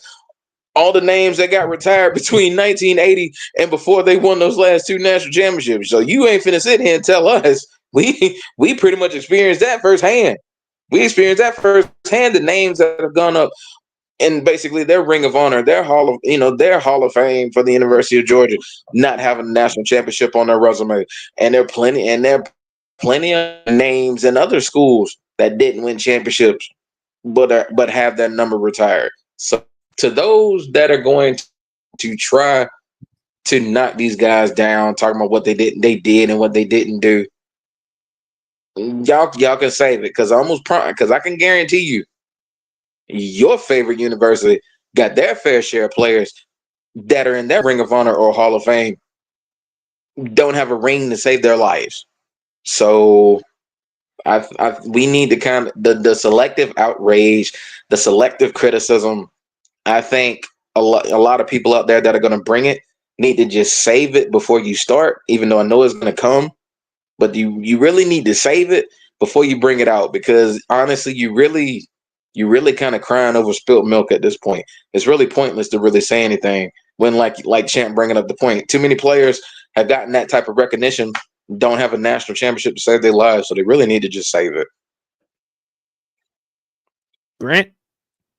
No, I mean, look, y'all basically said it. Like, as for Travis, I don't have an issue with him getting retired, with his jersey retired. You know, Heisman winner, Biletnikoff Award winner, won the most awards out of any college football player in the last 5 years for an individual player, and I understand the recognition. I think a lot of this hate is being pushed towards Shedeur for the fact of just because people assume because it's Deion's kid and because they went 13-12 and that they had this record. And I can understand that. But people have to understand Colorado's situation. Before Deion was there, again, Colorado had their worst season in program history. They had just fired their third head coach in about 6 years before Deion came in. And I get it. The first season Deion was there for 3 weeks when they went and beat TCU on the road. After that, for those next 2 weeks against Nebraska, against Colorado State, when they played them in 2023, was the fourth most watched game of that entire season. Fourth. For a game that had 2-2-0 teams that no one had cared about for years. And probably ended up being one of the most entertaining games of that season. Granted, they had a losing record. But then to go from that to go next year to go 9-4. And I know, look, they didn't have an amazing for standards of what we were expecting this season. Was it great? No, I'm not going to sit here and admit that. Individually, for Travis and Shedeur, yes. But for them to feel like, I just think this is all just another Deion hate campaign that we've been seeing all season. So it doesn't really surprise me at this point that this is getting flack. They have put Colorado football back on the map in the sense of they have given that school an opportunity. That school has received millions of dollars. That school has become there's a funny fact. I was actually looking this up. Ever since Dion became the head coach after this, I think it was last season, their tuition rate or their acceptance rate doubled at the University of Colorado. They have put a name on that university. And yes, while people want to put statistics and stuff out and say, oh, if you have this record, if you have this stat, I always base retirement numbers on this. What was your impact? What did y'all accomplish in those years there? And what was the overall legacy? And I think they have developed a legacy that can put them in that conversation of why they should have their jersey retired. Because, there may be another quarter. Because, again, Travis was the first Heisman candidate since the great Rashad Salam, may he rest in peace, and played on both sides of the ball, which we haven't seen since Charles Woodson. And Travis played it more efficiently than when Charles won it. And I mean that respectfully, but there's a reason why he was one of the best players in the country last year. And I just think, again, and we've kind of really stated it at this point, so I think what I'm saying is just repeating the same talking points. This is just another Dion hate campaign. And I think at this point, the people who are out there trying to get their last complaints that are just, because I'm telling you, once they leave and he's still there, it's going to be the same conversation we have in another month. So I'm not surprised by it. I just think it's another schmear campaign. So, and I think it's a justifiable, and congratulations to both of them, because that's a great accomplishment for them to have that and be remembered in history. Yeah, especially all of us, we echoed. I mean, not just on the field, but also off the field. And the fact that you're getting big time recruits to actually come to Colorado. You're also getting transfers to also come there as well. So you're changing the narrative. You're changing the culture of Colorado. So that does say something. Let's move on to basketball for a little bit. BRF, unfortunately, your Atlanta Hawks lost to the Miami Heat. You probably feeling the same way I'm probably gonna be feeling. That's my hair. I had a bad hair day. Just keep the hat on. Put a hat on. Why do you think I'm wearing the do? Keep the rag on.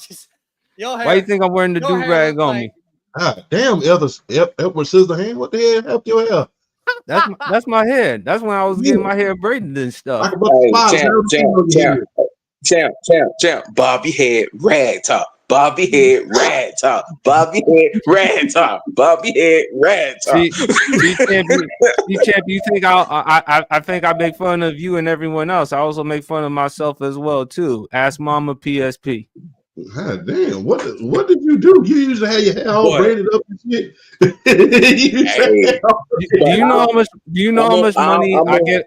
Do you know how much money I get my hair to get braided? I pay like $120 something to get my hair braided. Ooh, hell no! I stay bald. But stay bald. But for real though, I'm gonna speak on the Hawks real quick. I gotta give a shout out to Quinn Snyder. I gotta give a shout out to Trey. I gotta give a shout out to those boys.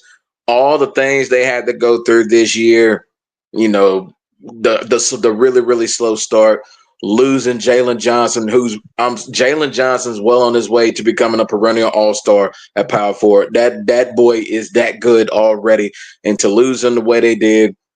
And to still manage to get 40 wins with that squad. I mean, really, outside of Trey and Dyson Daniels and Zach Reese-Shea, I mean, Onyeka Okongwu. I was telling people this like last season and going into this season. I've been saying if Onyeka Okongwu gets minutes, if you look at his minutes, like per 30, I think it was like per 32, 36 minutes, he is putting up NBA center starter numbers. Like he's putting up a double-double per 36 minutes. Give it when they finally just said, you know what, we finna give you the keys to the center spot. You gonna be the guy, go do it. He stepped up and he played really, really good ball for the Hawks. I can't be mad at him because I mean I look at it like not a lot of people were expecting the Hawks to be in this position anyway, so I can't really be mad at him. And it's like Trey Young gets so much hate so much unwarranted hate. Dude has never had an all-star with him. I mean, he was about to have one with Jalen Johnson, but unfortunately, Jalen Johnson, I believe, tore his labrum. I believe it was his labrum. Yeah, he tore his labrum and basically missed the rest of the year. But Trae Young has just, this is one of his better years, considering in a way, he took a step back from being just the all around just score and still being able to, assist and all that stuff. Dude led the league this year, I think like 880 assists. The next person was Jokic, and he was like, I want to say it was like 200 off. Like, just ridiculous numbers Trae Young put up as a point guard and still averaging 24, 25 a game. Like, so many people are trying to say, like, oh, we need to trade him. We need to trade him. No, you don't. Get Jalen Johnson healthy. Zach Ricochet, he's not going to win the Rookie of the Year. I think that's going to be Stephon Castle. But I definitely think he has a claim to it. He has more 30-point games than any other rookie this year. I mean, and his defense, his on-ball perimeter defense got just leaps and bounds better as the year progressed. And Dyson Daniels, if he doesn't win Most Improved Player of the Year, I am going to New York and I'm choking voters. If Dyson Daniels does not win Most Improved Player this year, I'm like straight up. I'm being dead serious. If you're going by the law, it's the way you said it that kind of triggered me. It's the way you said it that kind of triggered me. Hey, bro, Dyson Daniels went from the New Orleans Pelicans. Dyson Daniels went from being on the New Orleans Pelicans, barely averaging minutes, to being one of the catalysts to what the Hawks were actually able to do to even have a shot to make the playoffs, averaging like 15 points. He provides you that defensive anchor, BRF, and don't be surprised, sooner or later you can hear conversations about DPOY with him. Oh, he honestly, to keep it 100 with you, even though they're probably looking at someone like an Evan Mobley maybe for Defensive Player of the Year. Would it shock me if Dyson Daniels won the Most Improved and Defensive Player of the Year for the year he put in as a guard? It would not shock me at all. Homeboy had the most steals we've seen in about 15 to 20 years in the regular season. I mean, he broke AI's I guess if you want to say modern era record as far as the last quarter deck, the past quarter century, past 25 years. AI had a year of 220 some odd steals. Dyson Daniels had I know he's got to be in the 230s. I mean, he was just insane getting steals this year, and his on-ball defense was just tremendous. So I feel like if I'm the Hawks, what I'm doing next year, I am. Oh, he got there you go, 220. Let me read you the stat right here. 229 steals. Dyson Daniels, and tell him who's the next closest. I'm gonna read it right here. Dyson Daniels is leading the league in steals, averaging 3 steals per game. His total steals for the season are 229, making him the first player since Gary Payton to reach this many steals in a single season. Daniels is also on pace to finish 16th all time in single season steals, potentially tying Scottie Pippen, 232 steals. Wow, that's amazing. I'm telling you, Dyson Daniels, I know a lot of people talking about Most Improved Player, and they were just ready to be like Cade Cunningham. Here you go, but I'm like, no, Most Improved Player shouldn't be, Most Improved Player shouldn't be top 5 overall draft pick who's breaking out and who's finally becoming All-Star. No, Most Improved Player should be Most Improved Player, by the law of the award. And Dyson Daniels, considering he was barely averaging 2 points a game last year for the New Orleans Pelicans, to averaging 15, being the catalyst of the defense, and like you said, the 229 steals. I think next closest was SGA, and I don't even think he was anywhere near 200 steals. So that just shows you the type of year that Dyson Daniels was able to put in, and in my opinion, should be the lock for MIP and should be top 3, top 5 Defensive Player of the Year vote. So the Hawks have a core. BRF, don't be surprised though. Cade Cunningham does win it though, because a couple of years ago, Ja Morant did win Most Improved Player of the Year over his teammate Desmond Bane. I'll speak to this. I think right now betting favorite is Dyson Daniels. So Okay. so I'll monitor. Right now, Dyson Daniels is the betting favorite to win that award. So I'm definitely going to keep an eye on the awards. I'm really excited about the NBA awards this year because I'm definitely I'm definitely keeping an eye on that because there's certain people I want to see win certain awards. Like I feel like Dyson Daniels is the most improved. I think JB Bickerstaff with Detroit should win Coach of the Year. I don't even think that's a discussion. He should win Coach of the Year.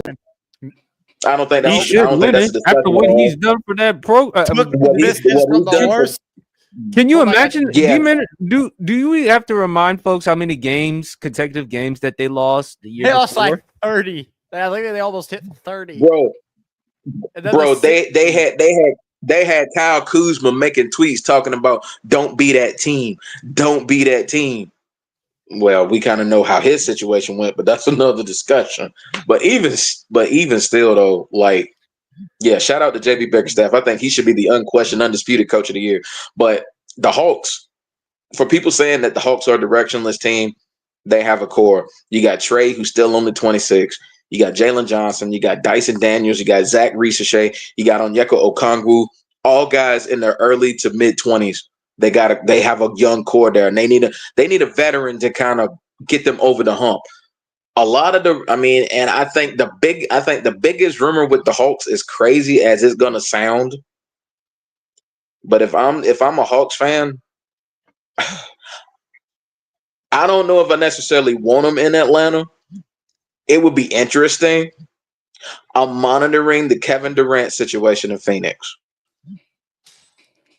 You want Kevin Durant in Atlanta? I'm keeping it.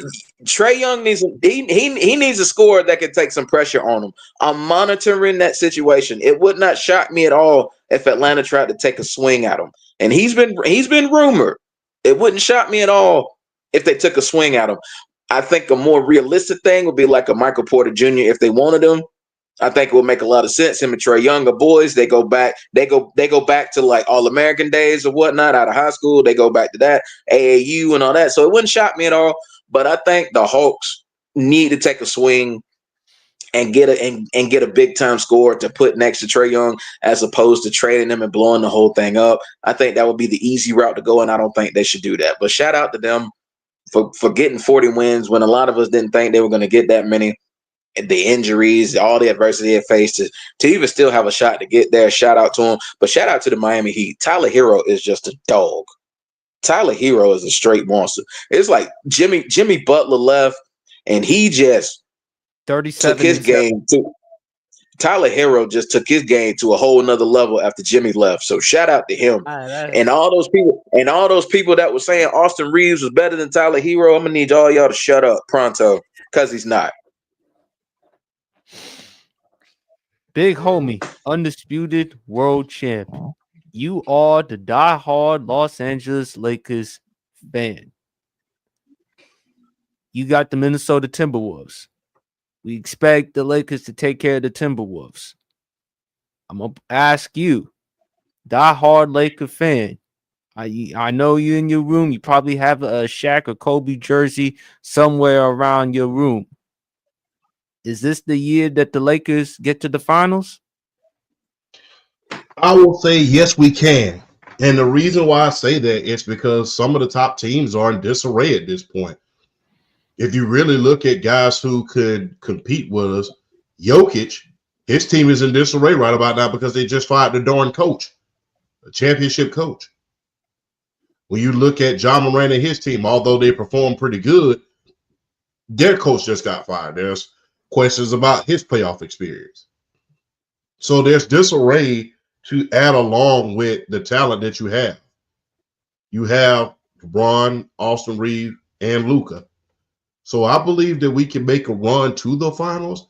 It's the winning is another matter, because it hurts me within my every being to say this. It hurts me within my being because I hate that green team from Boston. I don't think we can beat Boston. Say it, champ, because they my favorites to win it too. I don't think we can beat Boston. I don't think we can beat them. It's Mm-mm.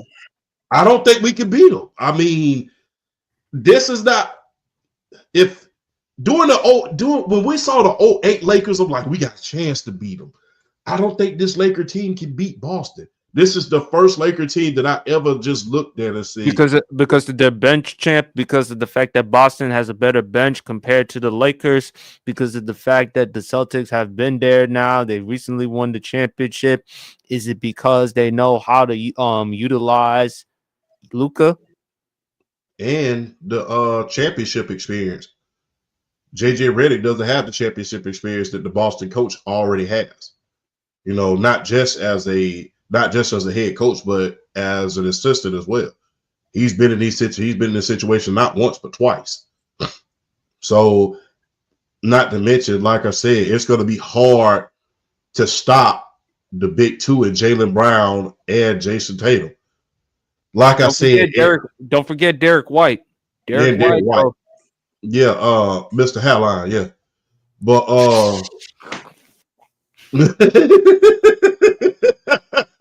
you talking about people's appearance. I digress. I mean, hey man, I don't hide mine. So hey, don't treat me any different than you would anybody else. So guess what? I'm gonna talk about them too. So that's fair to say. But yeah, I don't think that it's like I said, man, it hurts me to say that, man, but I don't think we can beat them. It's just like if we beat them, that would be the sweetest win probably I've ever seen us go over on Boston. To get Luka with all the adversity that Luka faced throughout this year, being traded, coming to the Lakers. When he first got there, didn't get off to a good start. People were saying all this and that and the third. For us to get to the finals and we top that off with a victory over that green team in Boston, that would just be sweet. But unfortunately, we could get to the finals. I just don't think we can beat that green team in Boston. Like I said, I don't even call you the Celtics. I don't like the Boston Celtics. Boston Celtics are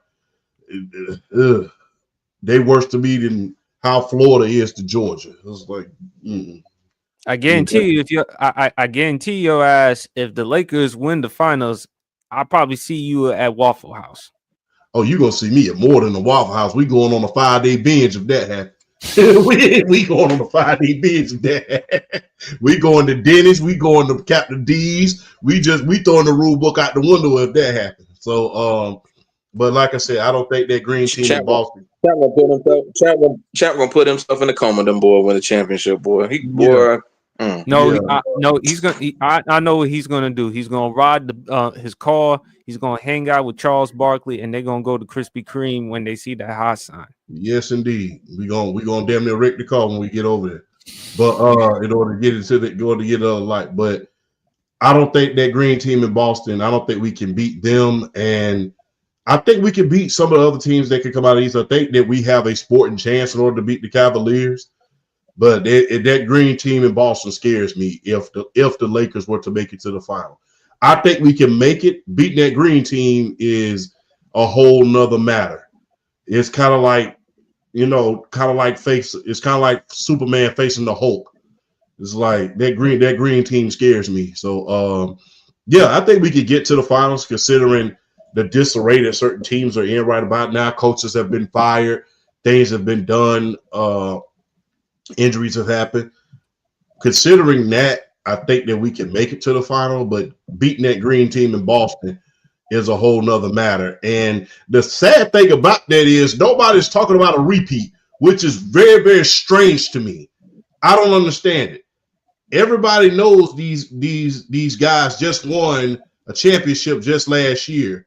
I think they like a second or third in the West, and nobody's talking about a repeat. It's just like they're flying under the radar. I ain't never seen that happen to a Boston team that just won the finals. But it just seems like people have forgotten. And I don't understand why. Or maybe because they just can't stand Boston. And the scariest part about the Boston Celtics that nobody else is talking about right now is the fact that Kristaps Porzingis is healthy. Yes, that's the scariest part. I need to hear. That's Yeah, the scariest. That's the scariest part about the Boston Celtics. They won that championship last year. Did not have a lot of Kristaps Porzingis. He's healthy. Kristaps Porzingis And we is one saw of the what he did scariest game matchup one. problems. Remember Boy, game he one is one of the against scariest oh my matchup God, problems that in the was league. monstrous. I was even shocked too. I didn't expect him to go off like that. I thought he was just gonna come in casual. He's yeah, one I of the knew that game. scariest matchup I knew problems that series was still over when in he the came in and league did when that. he's healthy. Yeah, that's a matchup problem. He's still one of the scariest matchups. It's like his ability, like shooting the three in his interior game, rim protection. I'm telling you, if Kristaps Porzingis is going to be healthy, I don't see any team in the East beating Boston, and that includes the Cleveland Cavaliers, who I think the Cleveland Cavaliers could beat the Lakers if they played in the finals because they're back because the front court of the Cleveland Cavaliers is just miles better than what the Lakers have. If you have to look at Evan Mobley and Jared Allen for 7 games, may God be with you, because that's a force as a front court. But I feel like with the West, the way things are going right now, I think the only team in the West I think that could realistically take that could take the Lakers out, there's 2. I think the Clippers could take them out, and I think Oklahoma City could take them out. I don't think nobody else really matches up with the. You know what? Yes, Houston, because they like. I don't care what none of y'all say. Houston are one of the most underslept teams in this tournament, and everyone's just thinking that once they beat the Warriors, they're gonna get bounced by LA. I'm gonna say something crazy. I think Houston can make the conference finals because I think this team has played such aggressive basketball. They played such aggressive basketball the last few games. I think they outscored their opponents by like average of like, I think it was like 20 in their last 5 games. This team is very, very dangerous, and I think a lot of people are underlooking them because the West is so stacked this year. That team, even though because they're a 2 seed, this would be different if they're like a 5 seed or a 7 seed. It's like, okay, it's different. They're a 2 seed, and they're not getting talked about as much.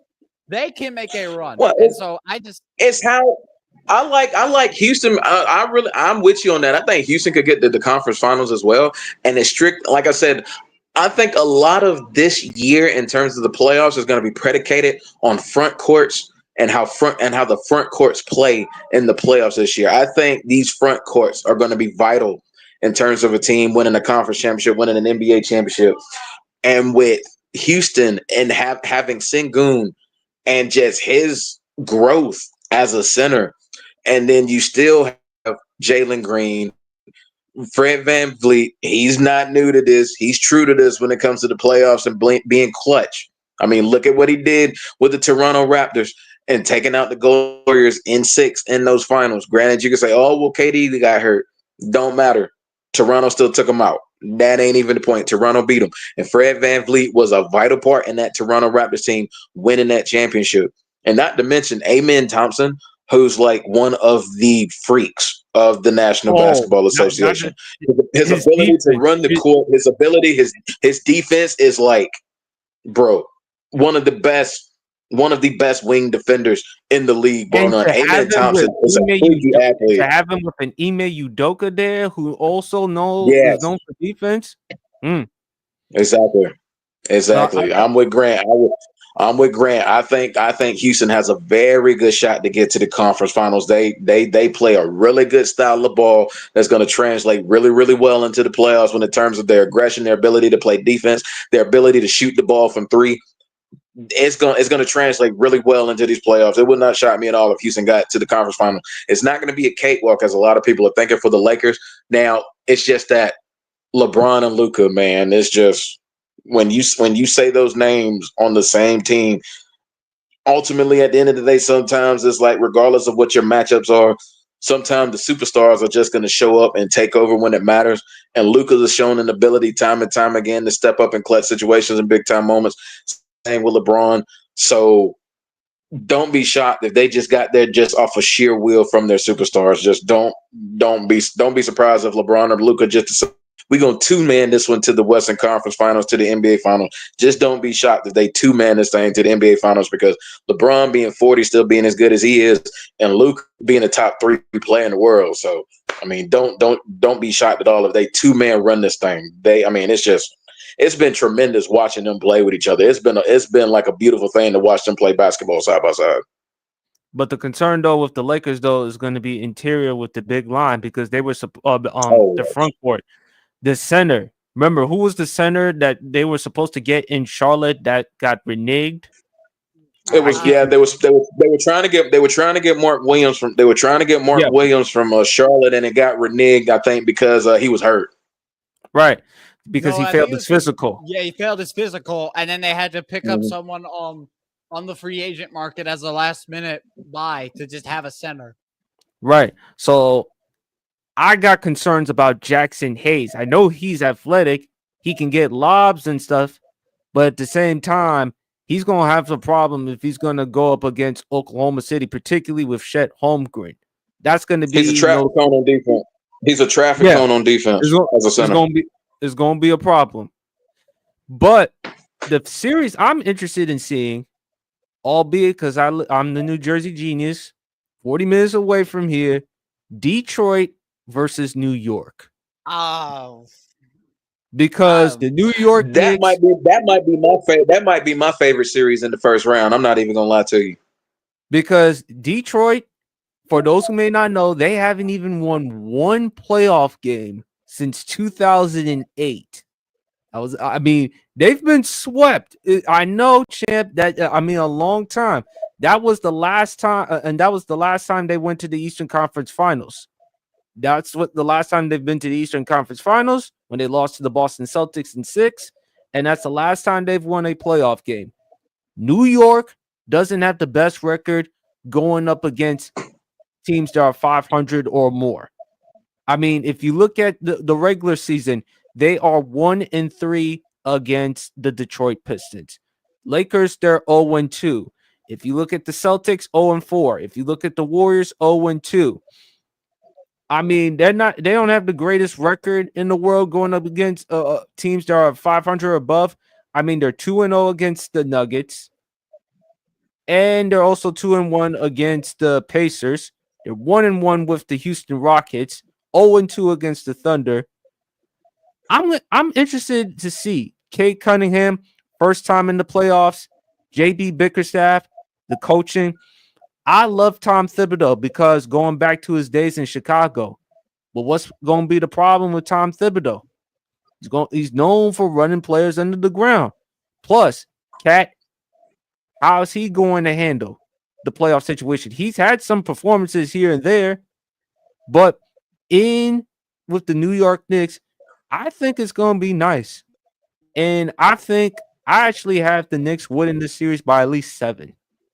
I do think this series is going to go down to 7.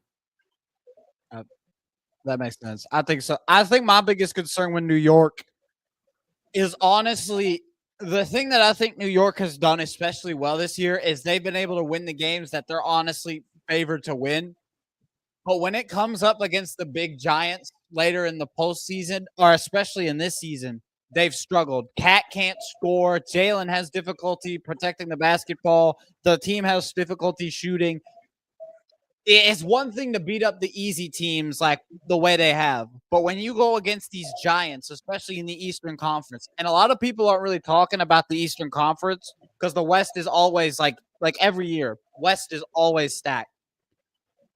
I wouldn't be surprised. Again, I think this is going to go to 7-2 because don't sleep on Detroit. This game could go either way. And even though this is Detroit's first time in the playoffs in a long time, I think people are underestimating the fact that this New York team, they could slip up.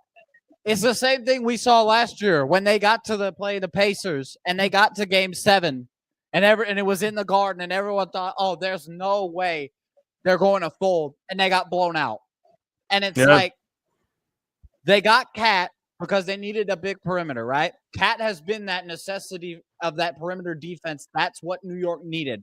And I think he's overexceeded in the role that he needs. But my biggest question going into this for New York is if they make it out of against Detroit, if they come up against a team like Boston, which is who they're probably going to have to play, because I'm just going to be honest with you, we're beating Orlando. We are not losing to Orlando. If we lose to Orlando, somebody's dying. But my thing is, that's a joke, of course. Please note yourself. Don't kill anybody over sports. That's stupid. Use your common sense. My thing is, like, if they come up against Boston and they get into a situation like this, are they going to be able to play the same basketball they can play against teams like Detroit, against these small teams? Because this can end, because I'm going to be honest, this can end two ways. This could get ugly really fast for New York. If they can play consistent basketball, they will be fine. And they have to be able to stand up when it gets to the moment against these big teams, because they were able to do it last year. I just need to see them do it this year. Fellas, let's just get back to college football. Man, Lee Corso retiring from College Game Day after 38 years. I'm getting old, boys. I'm 24. I feel 40 now. Here's a statement from Lee Corso. My family and I will be forever indebted for the opportunity to be a part of ESPN and College Game Day for nearly 40 years. I have a treasure of many friends, fond memories, and some unusual experiences to take with me into retirement. Sad, but at the same time, hey, thank you, Lee Corso, for all the great entertainment, especially with the college football, the celebrity guests. Whenever they made the bad picks or something, you would say, not so fast, my friend.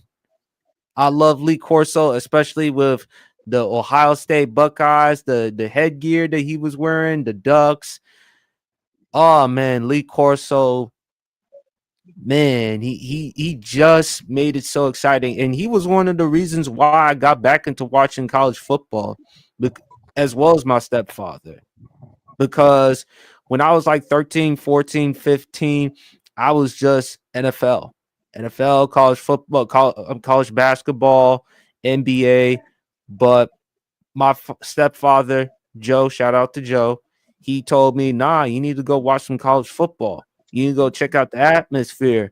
And when you got a guy like a Lee Corso, the fans, the connection, the way he has with that fan base, man, is just something. And when he wears the headgears or the catchphrases, he and Dick Vitale, you got Lee Corso for college football, Dick Vitale for college basketball. Yes. What they have meant to college sports in general. It's something to behold. And thank you for giving us all the great work. And you will be truly missed, man. Big homie, world champ. Hey, Lee Corso, thank you for all the great memories, man. And huge shout out to Kurt Herbstreit for, as we all know, Lee Corso was getting up there in age, and the person who was looking after him the most was Kurt Herbstreit.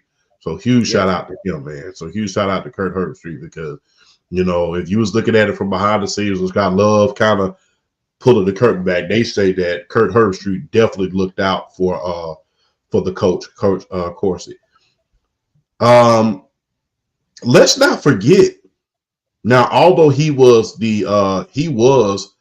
to college football game day what Chris Berman is to Monday Night Football, in my humble opinion. But let's not forget the contribution that he made to the USFL as well. Mm-hmm. Because he was a huge part of coaching in the USFL. Although it lasted for a year, his influence caused eyeballs to come to the USFL. So let's not forget all the contributions. He coached in college football himself. He coached in the USFL, which later, the USFL, all of the players, when it folded the first time, all of the players ended up going to the NFL, and a lot of Hall of Famers became of that. But he was also a very much of a catalyst for the USFL as well. So let's not forget that. And look, Lee Corso, like I said, it seems like all the legends are slowly but surely leaving us. Everyone that we grew up that revolutionized the sports entertainment business. Think about John Madden, Chris Berman, Stuart Scott, Dick Vitale, now Lee Corso. When you say Fox, NFL Fox, the first thing you think about is John Madden. As well as the great Pat Summerall. Yes. Those two put Fox on the map. When you think about Monday Night Live, first thing you think about, no matter who else was on the cast, first thing you think about, Chris Berman. When you think about college basketball, the first thing you think about is Dick Vitale. When you think about NBA or NBC, the first two names you think about is Bob Costas and Marv Albert. When you think about college football and college game day, no matter who else was on that cast, the first person who you think about is Lee Corso. And that is a legacy that cannot be beaten. When a show pops in your brain and the first person that you think about is them, that says more about you than any social media following can ever get you. Because like I said, if you're my age, when you think about NFL Fox, you think about John Madden. You automatically think about that. And as time went on, you start thinking about Ted Bradshaw. You start thinking about Howie Long. You start thinking about guys like that. You cannot think about college football and the Saturday morning lead up to the big game without thinking about Lee Corso. You can't. You can't if you tried. And look, part of getting older is understanding that things have to change, but these shows that we watch as we get older, as the years go by, that's what keeps the nostalgia going. That's what keeps the nostalgia going. And seeing Lee Corso every single Saturday for the past umpteen years was something to behold. The entertainment value that he brought, the knowledge that he brought, some of the joy. Huh? The joy. Oh, he brought a lot of joy. Yeah, a lot of joy. But, some of the upsets that he would bring up, and it's just like, wow. Like I said, when your name is synonymous with something, you cannot take that away from anyone. That's more than any, especially when you think about the way that he did it before the social media era. I'm not going to say it's easy to get a name out there now, but because it's not.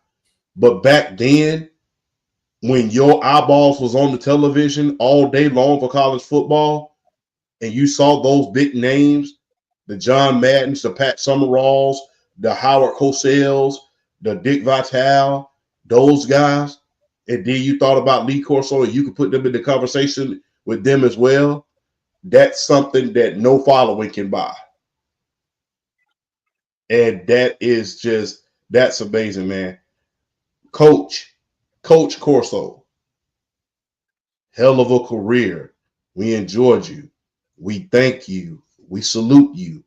And the years that you've given us and the impact that you've had on so many people would never, ever be forgotten. And huge, like I said earlier, huge shout out to Kirk Herbstreit. Thank you for looking after the coach the way you did. Yes, sir. Thank you for looking after them, because guess what? We needed them here every single.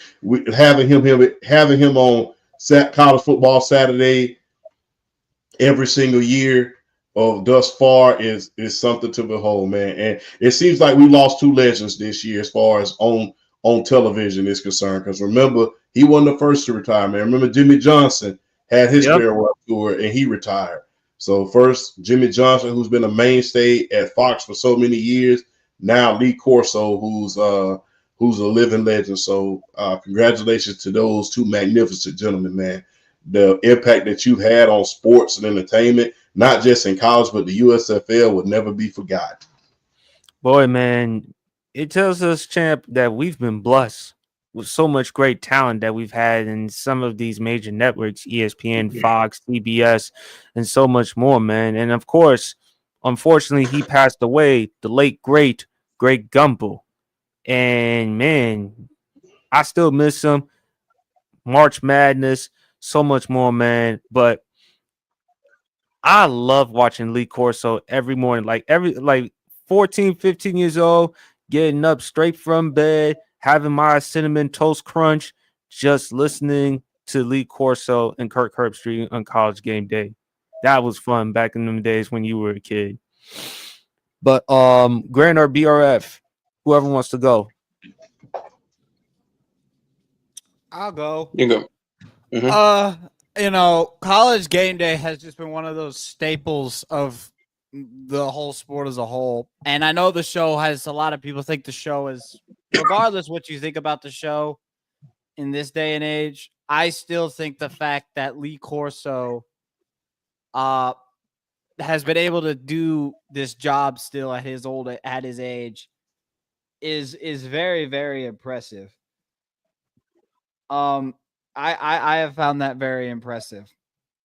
What I remember the most about Lee is this was when I remember this is when I was like 14 years old. College Game Day announced they were going to Oxford, Mississippi for Ole Miss against Alabama. And at that time, Game Day had never been to Ole Miss ever in the history of the show. So keep in mind, this is already a huge, huge accomplishment, just a huge moment. We sold out the Grove. The place was a buzz. And, Katy Perry's there. Everyone's losing their minds. Everyone's wanting Corso to put on the Ole Miss helmet and just everyone's wanting him to pick. He chooses Alabama, not surprisingly so. Katy rips the, if y'all all remember, she rips the I don't even know what that dang elephant's name is this day. It rips the head of the mascot off Lee. And just having that moment, it's just so special. And, I'm a Notre Dame fan too. And every time Lee would dress up in that dang leprechaun outfit and do that Irish dance, it just puts a smile on your face. And it's just, that guy is 90 years old. And I knew there wasn't going to be a lot more time. The fact that he's 90 and he's still doing this show, it was just dang near impressive.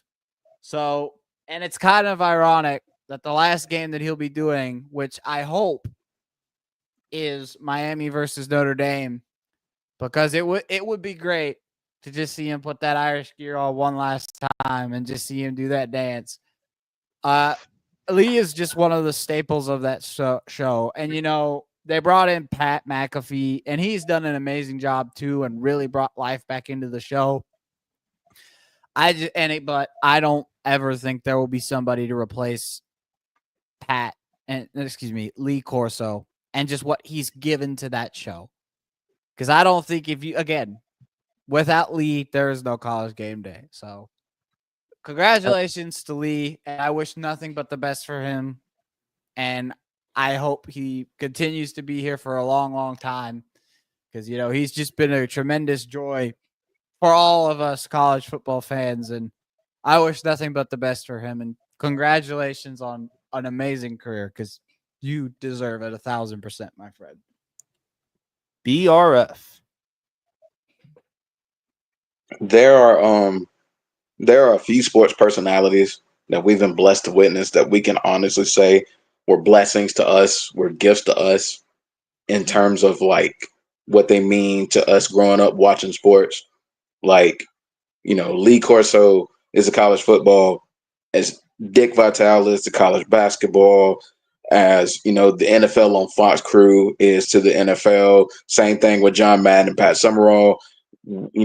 Just when you look at Lee Corso, just from in a standpoint as far as his impact and his influence, I mean, just what he did for mainstream and pop culture, bringing college football out, for the world to recognize, was just tremendous. I mean, if you go back to 2000, that performance, people don't talk about his, even though it was a little cameo, he was a commentator, whatnot. he was hilarious in The Waterboy. I mean, let's just keep it a buck. He was hilarious in the water. He was hilarious in the Waterboy. That one scene where he was talking about when they slowed it down, and Adam Sandler's character Bobby Boucher was getting ready to make that tackle, and he's talking about, you can look at the pain and the anguish in his eyes. I mean, just and it was just so, I mean, his performance is just underrated, even though it was a cameo. It was just so good. And the headgear and just the personality, it just, like, you just see it radiate like through the screen. And just College Game Day was like everybody's like go-to on Saturday morning, 10 o'clock. When you know you're at the house and you're about to watch a whole bunch of college football, you got to get up. You got to get set up properly. Nothing sets you up more properly than College Game Day, and watching Chris and Kurt and Lee do their thing every Saturday morning, analyzing, predicting the games, just having fun. And Lee Corso, of course, the headgear. I mean, what can you say about that man pulling out the headgear? Whether it was the Oklahoma helmet, the Ohio State, Georgia. Mm-hmm. I mean, USC. Putting on the shield, putting on the gear with the little sword in his hand when he picked USC. I mean, Lee Corso is just one of those. Are just one of those people that you just have to, as being a sports fan, you got to thank God for people like that who to come into your life and impact you the way they did, from an athletics / sports entertainment perspective. And you just can't say enough about the positive and tremendous impact that Lee Corso had on us watching, just enjoying being able to watch TV and watch College Game Day on a Saturday morning, knowing pretty much knowing some craziness is about to happen when you get to 10 minutes till and they're getting ready to pick the games, and homeboy about to pull that headgear off. And Lee Corso, and the funny thing about him, man, he'll slip up. He'll slip up and let a couple of words out every once in a while. He's one of them now. He'll slip up and let one go. Like, he's had some funny moments where he kind of lets some words go. Like, he don't hold back. And I just love and respect that. And I love that about him, just having fun and just being himself no matter what. All, just up until now. Like, I mean, he's already come out and announced August 30th. August 30th is going to be his last appearance on College Game Day. And we're gonna sit back and we're gonna watch. And we let the master do his thing for one more Saturday, and he gets to ride off in the sunset into retirement, and just hope he gets to enjoy it whatever time he still has here. Get as much out of it as you can, because College Game Day, even though it is going to move on and it's going to do great things without Lee Corso, it doesn't have the notoriety, it doesn't have the mainstream appeal. It's just the impact is not there without a guy like Lee Corso just leading it and bringing it into the mainstream pop culture. Without Lee Corso, College Game Day isn't on the level that it is. So shout out to Lee. Congratulations. Happy retirement. You deserve it. You absolutely 1,000% deserve it. And just so many moments, so many funny moments, just so many things we can go back, get on YouTube, watch some of the crazy things he's done with the headgear, whatnot, and just shout out to motorcycle. The motorcycle. The motorcycle. Oh my gosh. Oh my goodness. And like one of my favorite moments too, like he coached. He was the head coach at one point, like back in the 70s for the University of Indiana. Yeah. And I believe they had an episode this year where they went to Bloomington, and just to see that university, give that man his flowers for what he did for that university, and, for making them winners. He wasn't there long, but one of the greatest seasons, if not the greatest season in Indiana history, obviously before last year, was Lee Corso. So I mean, he was the head coach. So to see them give him his flowers was just a beautiful thing to watch. And hopefully August 30th, that last episode, they pull out all the stops. And I mean, I know they're going. I know there's gonna be some tears shed on that set that morning. But I mean, I'm just tears of joy. Lee Corso going out on his shield, going out on his own terms. I'm blessed and happy to see it. Being able to grow up with, basically with College Game Day becoming the mainstream icon that it is today. We saw the early stages of its growth becoming what it is, and to see what it is now. I mean, it's a testament. So shout out Lee Corso, and I wish him the best in his retirement. It's very much deserved, and I know we're gonna be watching August 30th, and we're just gonna just show that man love one more Saturday, and it's all deserved. So shout out to Lee Corso. We wish you nothing but the best. Happy retirement, and just keep on moving and keep living life the way we know only you can. Absolutely. And the other thing I love about Lee Corso is the same way I love about Champ, man. He doesn't take himself too seriously. And Champ's the type of person you want to like hang out with, joke around and stuff like that. That's how Lee Corso is. So he'll truly be missed. Truly be missed, man. But fellas, one of my favorite topics to talk about, and Champs as well. Baby face or heel. Now, for those who may not know what babyface or heel means in wrestling terminology, babyface means good guy hero, heel means bad guy villain, and a tweener is someone in between. So I came up with a list of athletes or celebrities, and myself and the panel are going to decide whether they are a babyface, heel, or tweener. Grant, I'm going to let you go first. Aaron Rodgers. I think this one's obvious. I mean, heel. Like, you held an entire organization hostage. You got injured in a year. Granted, you got hurt your first game after they built the team around you. They had the hype limp through their season with Zach Wilson. They finally get you for a full season. And then you proceed to have if not one of the worst seasons of your entire career. And then you get into when they tell you they're moving on, your first reaction is, I don't even remember what he said. He said this on Pat McAfee show, and it's just now leaving about the money. About the money, exactly. He said, "It's not about the money. Something about I'll pay for like $10 million. If they give me $10 million, I'll take it."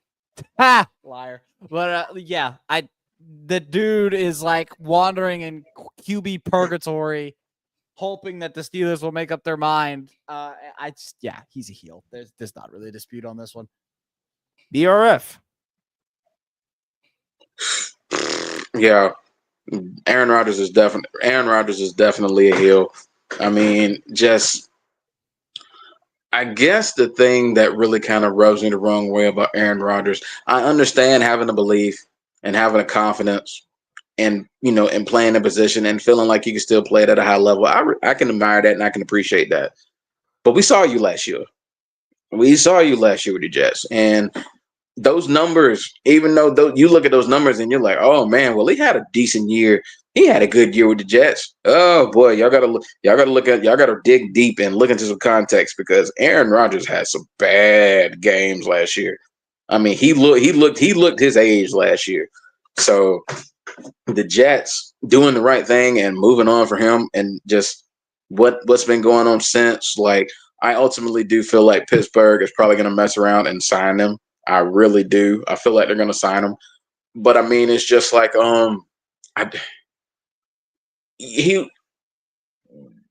attention you try to bring to yourself, he's not worthy as far as like being still called an elite quarterback, as far as like what he was at his peak with the Green Bay Packers. He's not that guy anymore. And it's not just in it, but at the same time, though, it's not just the sports. It's, the politics, his views on things, and just, I mean, he's a diva. He's a diva. I mean, it's like he's really as bad, if not worse, than the guy he replaced in Green Bay and Brett Favre. I mean, there's really nothing more you can really say about Aaron Rodgers other than he is. I mean, he is definitely a heel, and I've stated that he needs to go ahead and just call it a career. I mean, you got nothing else to prove. You're one of the greatest quarterbacks of all time. You're arguably a top 5 quarterback in the history of the National Football League. Go ahead and ride off to the sunset. You got nothing to prove. Even though I do think the Pittsburgh Steelers are going to sign him, he's not. He's at this point in his career, he's not likable at all.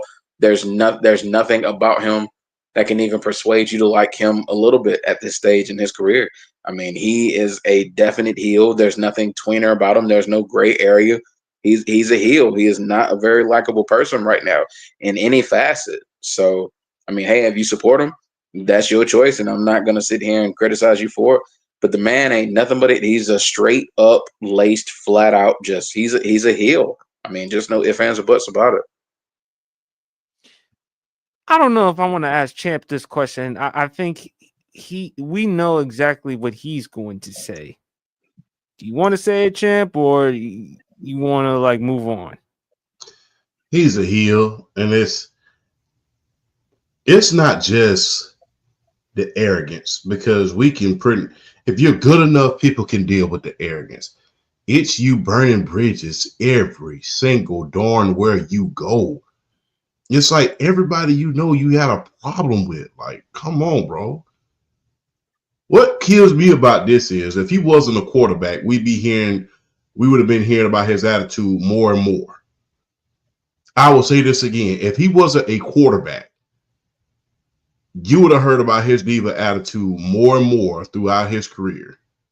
Remember how they treated T.O., although he was one of the top receivers in the league?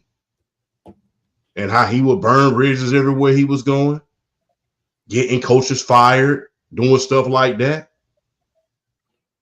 Like I said, when you're a quarterback, people consider you the leader of the team. So when you are yelling at people and doing all that stuff, it's considered passion. But whereas, someone in another position was doing that, it's not considered passion. It's considered exactly what it is, you being a diva.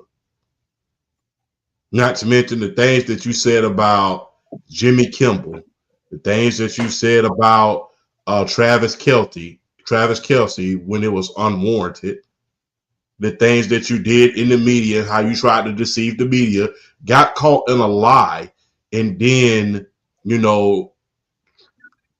called everybody the W word. So let's not, it goes far beyond football.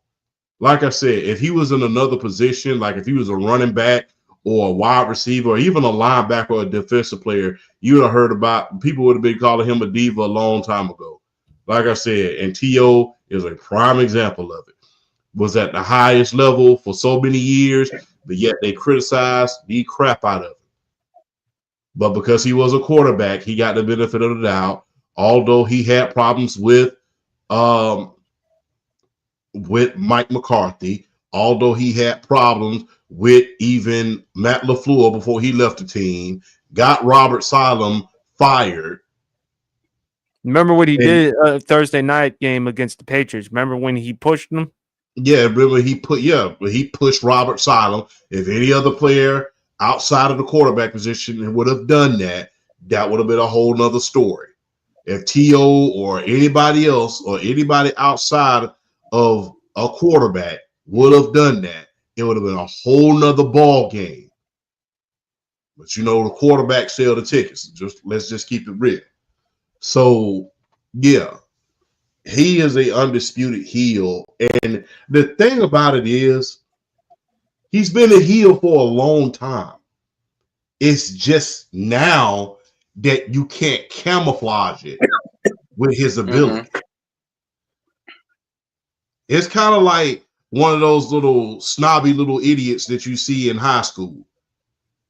Now you don't have being the varsity football player to back up how much of a you-know-what that you really are. Now that high school fame has been stripped from you, now you're exposed to what you are. And now you're still trying to hang on because that's all you got at a certain point. But he's a diva. He is a heel to the 25th power, as I said last week about another individual. But yeah, if it wasn't for him being a high level quarterback, he would have gotten that. This type of behavior that he has exhibited would have gotten exposed a very long time ago. Like I said, you see it at the wide receiver position when guys are divas and they get exposed. You see it at the running back position. You even see it on the defensive side of the ball when guys get exposed for being diva. Had he not been a quarterback, he would have gotten exposed for this behavior a long, long time ago, and it would have been front page news. And the thing is, unlike a lot of people who will willingly admit their mistakes, T.O. and even Antonio Brown to a certain extent. Remember, Antonio Brown went on Ryan Clark's show and said, Mike Tomlin very much looked out for him and almost brought him to tears when he talked about it. If you remember that interview. The Pivot podcast, yeah. Yeah, the Pivot podcast. So those guys, okay, I made a mistake. Aaron Rodgers doesn't do that. He gets on television, calls people the W word, this W word generation, when they don't agree with something. No, you're a liar. You're a diva. And if you just came out and just said that and just acted like it, then guess what? Nobody will criticize you. But because, it's kind of like the minute that I feel uncomfortable, I want to criticize the masses because guess what? I'm being called out on my own bull junk. But he's a heel to the 25th power, and there's nothing about it. Like I said, had he not been a quarterback, it would have been exposed a long time ago. Like I said, with certain quarterbacks, they were not divas. When you talk about Peyton Manning, you knew he was not a diva. He was just passionate about winning. And you saw that as he entered the latter parts of his career, how guys were quick to want to stand up for him. People you can never say anything bad about Peyton Manning towards one of his teammates. Versus with Aaron Rodgers, everybody comes out and say how much of a diva that he was at the beginning. You don't ever hear that about Tom Brady, Elway, or even a Brett Favre. You remember, you didn't hear about Brett Favre being a diva until, guess what? He didn't know if he was going to retire or unretire in his last year. Other than that, you didn't really hear about it. The players that played with him loved him. Yeah, they love Favre. He was known for being a practical joker himself. Yeah. He was a ribber too, essentially the Kurt Hennig of football. So, yeah, I mean. Or rest his soul, Owen Hart. Or rest his soul, Owen Hart. Yes, exactly. That's why we call you the New Jersey Genius. But, yeah, there's no tweener about it. He's a heel, and guess what? It's going to continue that way until he redeems himself in the eyes of at least the media at a certain point. Is it going to hurt his Hall of Fame candidacy like it hurt many others? No, it's not. But like I said, had he been at another position, it would have. Look at Mark Gastineau. Look at Antonio Brown and how that's going to affect him. Remember how they held T.O. out for 3 years. They kept T.O. out, and Shannon. I'm glad you mentioned that, Champ, because Shannon Sharp, he was in the Pro Football Hall of Fame room, and when Brett Favre's name was mentioned, not one time they mentioned Favre's past, the Vicodin addiction, him spending time in Bankhead, the texts, the pictures he sent to the girl who used to work for the New York Jets. Not one time. No. And they're not going to, because guess what? His teammates loved him. And guess what? When you are beloved and you don't go around here stepping on everybody's feet, their toes and their ankles, then guess what? You're going to get a lot of leniency. Like I said last week, when you asked if Tim Tebow was a heel or a babyface, and remember what I said. Yeah, you're going to get a lot more of the benefit of the doubt when you are not difficult to deal with. You're going to get a lot more opportunities, and people are going to give you the benefit of the doubt when you're not difficult to deal with. But with Aaron Rodgers, people are like, no, you need to go ahead and retire because we're not willing to deal with you another year And like I said before, if there's anything that could cost Mike Tomlin his job, anything in the world, it would be bringing Aaron Rodgers on that team with two very emotional and just overbearing wide receivers and adding him into that mix. And that would just be a recipe for disaster. And I would hate to see what would happen to Mike Tomlin and his career at Pittsburgh if he was to bring him into that locker room. Well, first of all, I don't think Dr. Phil could handle that type of catastrophe. Hey, look, Dr. Phil, Thurgood Marshall, Arif Darrow, the Dalai Lama couldn't handle that. So, obviously, Aaron Rodgers is a heel. Champ, I disagree with you when you say quarterback. I believe, in my opinion, if Aaron Rodgers wasn't this all-time pantheon quarterback, we would hold Aaron Rodgers to an entirely different standard. And look, but I also said, Champ, the reason, no matter how much Tim Tebow is like, yeah, he's a great guy. He'll say and do all the right things. He will conduct himself. But at the same time, I'm trying to win. And Aaron is still being that same type of person, but he's not producing. So it's easier for me to move on from someone who is a prick while not producing. I brought up the example on your show, Undisputed World Champ Podcast. Please go check it out every Saturday night, 9 p.m. on YouTube with BRF Sports and Flash. I brought up a certain wrestler who Flash considers the GOAT, Shawn Michaels. How was Shawn Michaels behaving? How did Shawn Michaels conduct himself back in the 90s? No, he was a douchebag. I was about to say not good until you brought that up, but we'll just stick with that one. We'll stick with that. Remember. I mean, they don't need to beat around the bush. I mean, Shawn Michaels was a total douche. I mean, he was spoiled. I mean, just stayed in a negative mindset as far as people's thoughts, like the way his attitude was, the way he talked to people, but he got passes because he was arguably the best wrestler on that roster.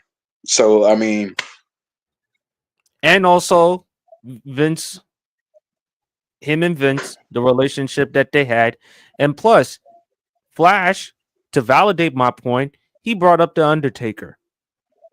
Remember, Undertaker said it himself. If Shawn was on fire, I wouldn't even set the fire out. I don't want to say the exact term that Undertaker said because it sounds just weird.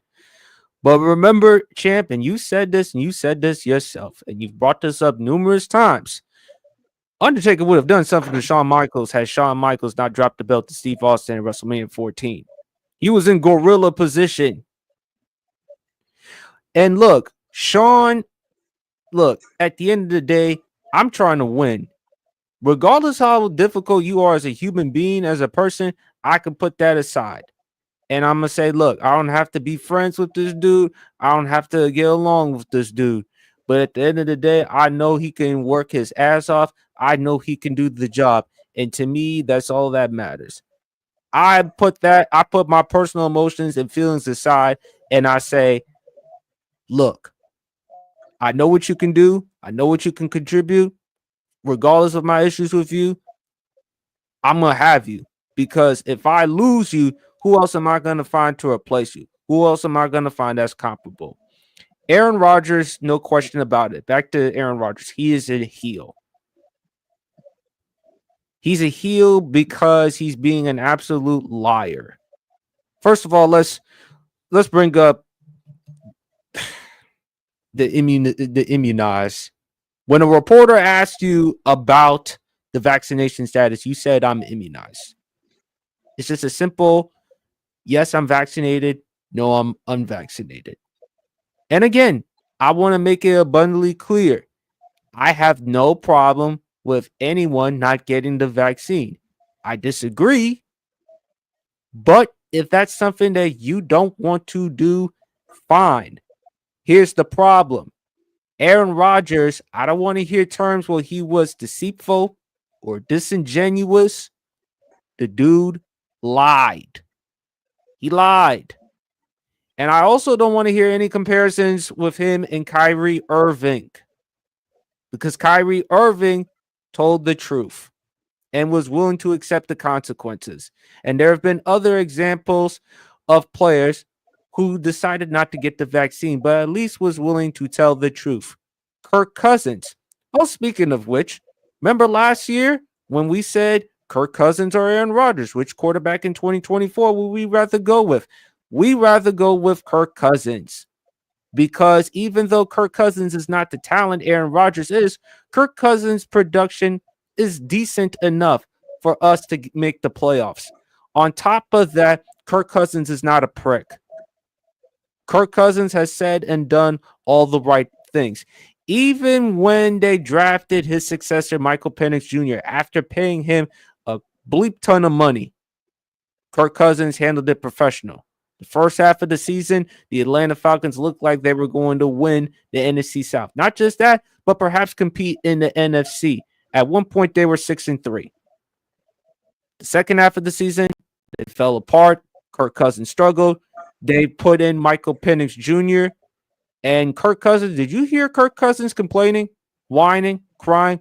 No, he handled it professionally, because at the end of the day, look, I want to make sure this young kid is as ready as possible, and I will do whatever it takes to help out the team. You don't see that with Aaron Rodgers, which is exactly why the New York Jets finally had enough and said, look, either you're going to be all in or you're going to be out, because we're tired of you missing training camp. We're tired of you going on Pat McAfee show every single week. So are you going to make sacrifices for the team, or are you going to do what's best for us? Or are you going to do what's best for Aaron? And Aaron decided, I'm going to do what's best for Aaron. Selfish. The other problem that I had too, champ, is when he went on Pat McAfee show in the aftermath of him lying, him getting exposed about the vaccine. The dude even quoted MLK, which I thought it was pathetic. And he also took a shot at Kyrie Irving because he mentioned flat earther. Remember, Kyrie once claimed that the earth was flat. Do you remember, champ? And this is very personal, because I know you. Remember Deshaun Kaiser? Remember when he went on a podcast years ago? And remember when Aaron Rodgers asked him, do you believe in 9/11? Remember that? Yeah. And with Aaron going on these ridiculous ass conspiracy theories and everything else, you're like, bro, are you delusional? And again, go. You about to say something, champ? Either that or he been freebasing, one of the two. I would like to say he's delusional, but people freebase every day, so Never know. you never know. He probably on ayahuasca, something that after all, he flies all the way to Peru in order to do it. But that's a story for another day. But the thing is, with Aaron Rodgers, he's a heel. He's just made it more difficult for people like us to accept. He's a great football player. I've said it before. He's top 5 of all time. But as a human being, he's horrible. He's difficult to work with. And there have been teammates, Donald Driver, Jermichael Finley, Greg Jennings, has called them out. And for so long, people ignored it because of how great Aaron was. Now that he's no longer great, what do you have to say? And the things that he's done, it's 2.0 compared to his predecessor, Brett Favre. Favre, as difficult as he was during the last few years in Green Bay, was he really known for being a bad teammate? No. Brett Favre had some problems. He had some demons, sometimes on and off the football field, especially off the football field. But I've never heard anyone say he was a horrible teammate. So, heel with Aaron Rodgers. All right, another one. It's a really polarizing one. Ray Lewis. He's a tweener. He's a tweener. Yeah. I have to say he's a tweener. The reason why is you have to take into account public opinion. And as much as we say, well, we don't care about public opinion, when you're being judged as a good guy or a bad guy, then public opinion matters. Because not only from the incident back in 2000 that, we will not mention. If you want to know what happened in 2000, Just read right the before facts. the 2000 season, Google is free. Go look it up. Not just because of that, but some of the stances that he had on the kneeling, which didn't give him a lot of fans. It really didn't give him a lot of fans. Remember, him and Shannon Sharp was going at it on Undisputed. And also there was even one time in which he even kneeled during the anthem, and he deemed what Colin Kaepernick's actions were inappropriate. Yeah. So it would depend. Like I said, he's a tweener, because guess what? Who doesn't want to be the greatest linebacker of all time, as far as the middle linebacker of all time, I would say? Who doesn't want to be the greatest middle linebacker of all time? Win 2 Super Bowls, be passionate, be an inspiration.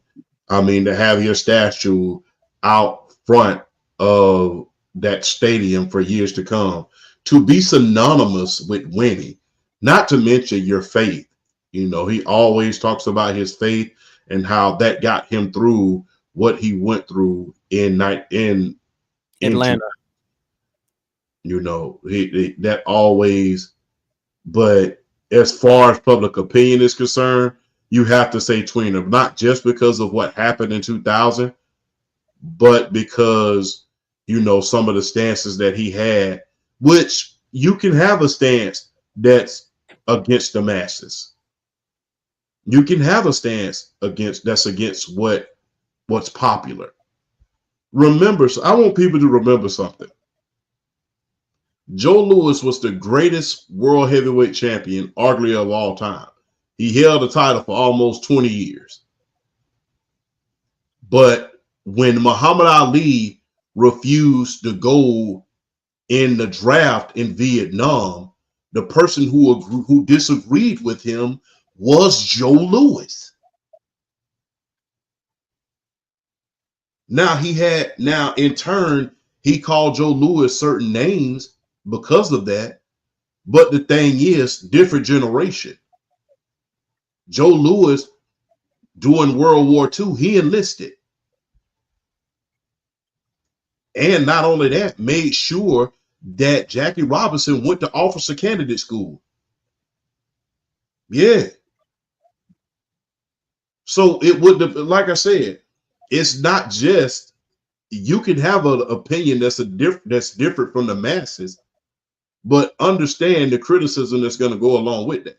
Like I said, Joe Louis was responsible for a lot of things that happened in the United States Army during World War II.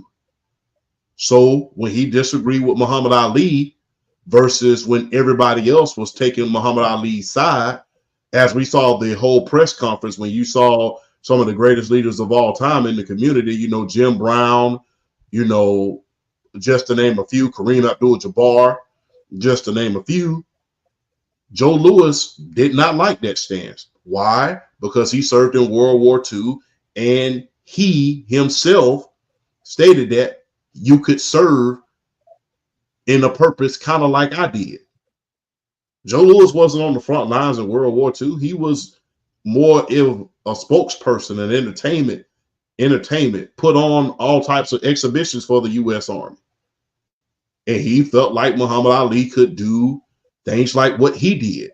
And like I said, he made a lot of difference in the Army on a political level as well. Like I said, made sure that Jackie Robinson could go to officer candidate school, where Jackie Robinson became a lieutenant. So yeah, of course, when when you disagree against a popular opinion, guess what? You're going to be deemed a bad guy. But that comes with the territory. But it's not just that. People are still holding 2000 against him. And people, even at the end of his career, remember Boomer Esiason was still bringing that up. To the point where Shannon Sharp almost want to fight Boomer Esiason on national television because of that. NFL on CBS. Yes, because he was like, why are we bringing this up? Why are we doing this? Why are we doing that? So, yeah. And Shannon would feel that way with Ray Lewis because remember, even Shannon Sharp talked about how Ray Lewis lived at his place during that time. Yes. So, yeah, it depends on. He is a tweener because of 2000. People still think that incident defines him, I will say. Then, his stance against Colin Kaepernick. Right. So, and, the kneeling. So when you count that into the equation, although overall you could say he's a man of faith, great football player, did a lot for the community on his own, gave to a lot of charities, did a lot of charity events. You could say he's a good guy because of that. But because of those two things, you have to put him as a tweener. And like I said, when you go against an opinion, when you go against popular opinion, it's always going to be backlash. Like I said, Joe Louis did not agree with Muhammad Ali when he did what he did. Different generation. But like I said, did that warrant Joe Louis being called what he got called by a lot of guys in turn? No, because if you understood what Joe Louis did in the Army and what he did for the nation, then you wouldn't say that. But because he went against Muhammad Ali in his stance against the Vietnam War, that's why he got the label that he did. Sort of like Ray Lewis with the whole kneeling situation with Colin Kaepernick. But like I said, because of those two reasons, he will be considered a tweener. In fairness to Ray Lewis regarding the Kaepernick situation, champ, because we talked about this on your pod.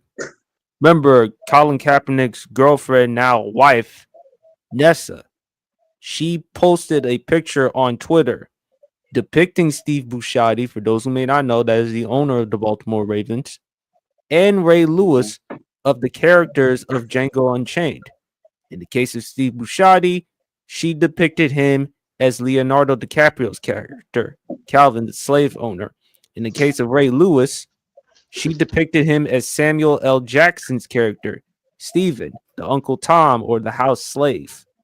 So I will defend Ray Lewis in that aspect because I thought the tweet was very inappropriate. And the fact that Colin Kaepernick, who chose not to say anything, implies to me that he co-signed, that he had no problem with what his girlfriend, now wife, did. So I will give Ray Lewis that. Yeah, he's a tweener. Greatest middle linebacker, one of the greatest speakers from an athlete. Like anytime when you listen to Ray Lewis speak, heart, intensity. Mind you, he's not the biggest linebacker in the world when he first came out. Small dude, very underestimated. But he played with a lot of heart. I think it's I think some like Brian Pillman once said, it's not the size in the dog in the fight, it's the size in the fight in the dog. Ray Lewis had a lot of dog in him and played through injuries, great years of production, was the face of the franchise for the Baltimore Ravens for 17 years. Greatest defense, arguably, the 2000 Ravens defense that led to them winning the Super Bowl. But unfortunately for Ray Lewis, no matter what, you're always going to bring up Atlanta. That's Super Bowl. You're going to bring up the other things as you mentioned, champ. So based on that and that alone, he's a tweener. BRF? Yeah, I think the boys unanimous. Ray Lewis is definitely a tweener, and I mean when you saw him play, when you saw him on the field, I mean his intensity was just unmatched. It was second to none. I mean he's the greatest middle linebacker of all time. I think the only linebacker in NFL history I think you can arguably say he's in a class with, he's in a tier with, is Lawrence Taylor. Is Lawrence Taylor. When you're looking at all-time great linebackers, I only think him and Lawrence Taylor are the standard for what overall linebacker play is in the National Football League. And he played the game the right way.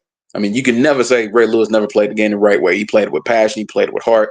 He played it with intensity. And he was a four down. He's a 3 down, 4 down linebacker. He was on the field. Like you never had to take him out.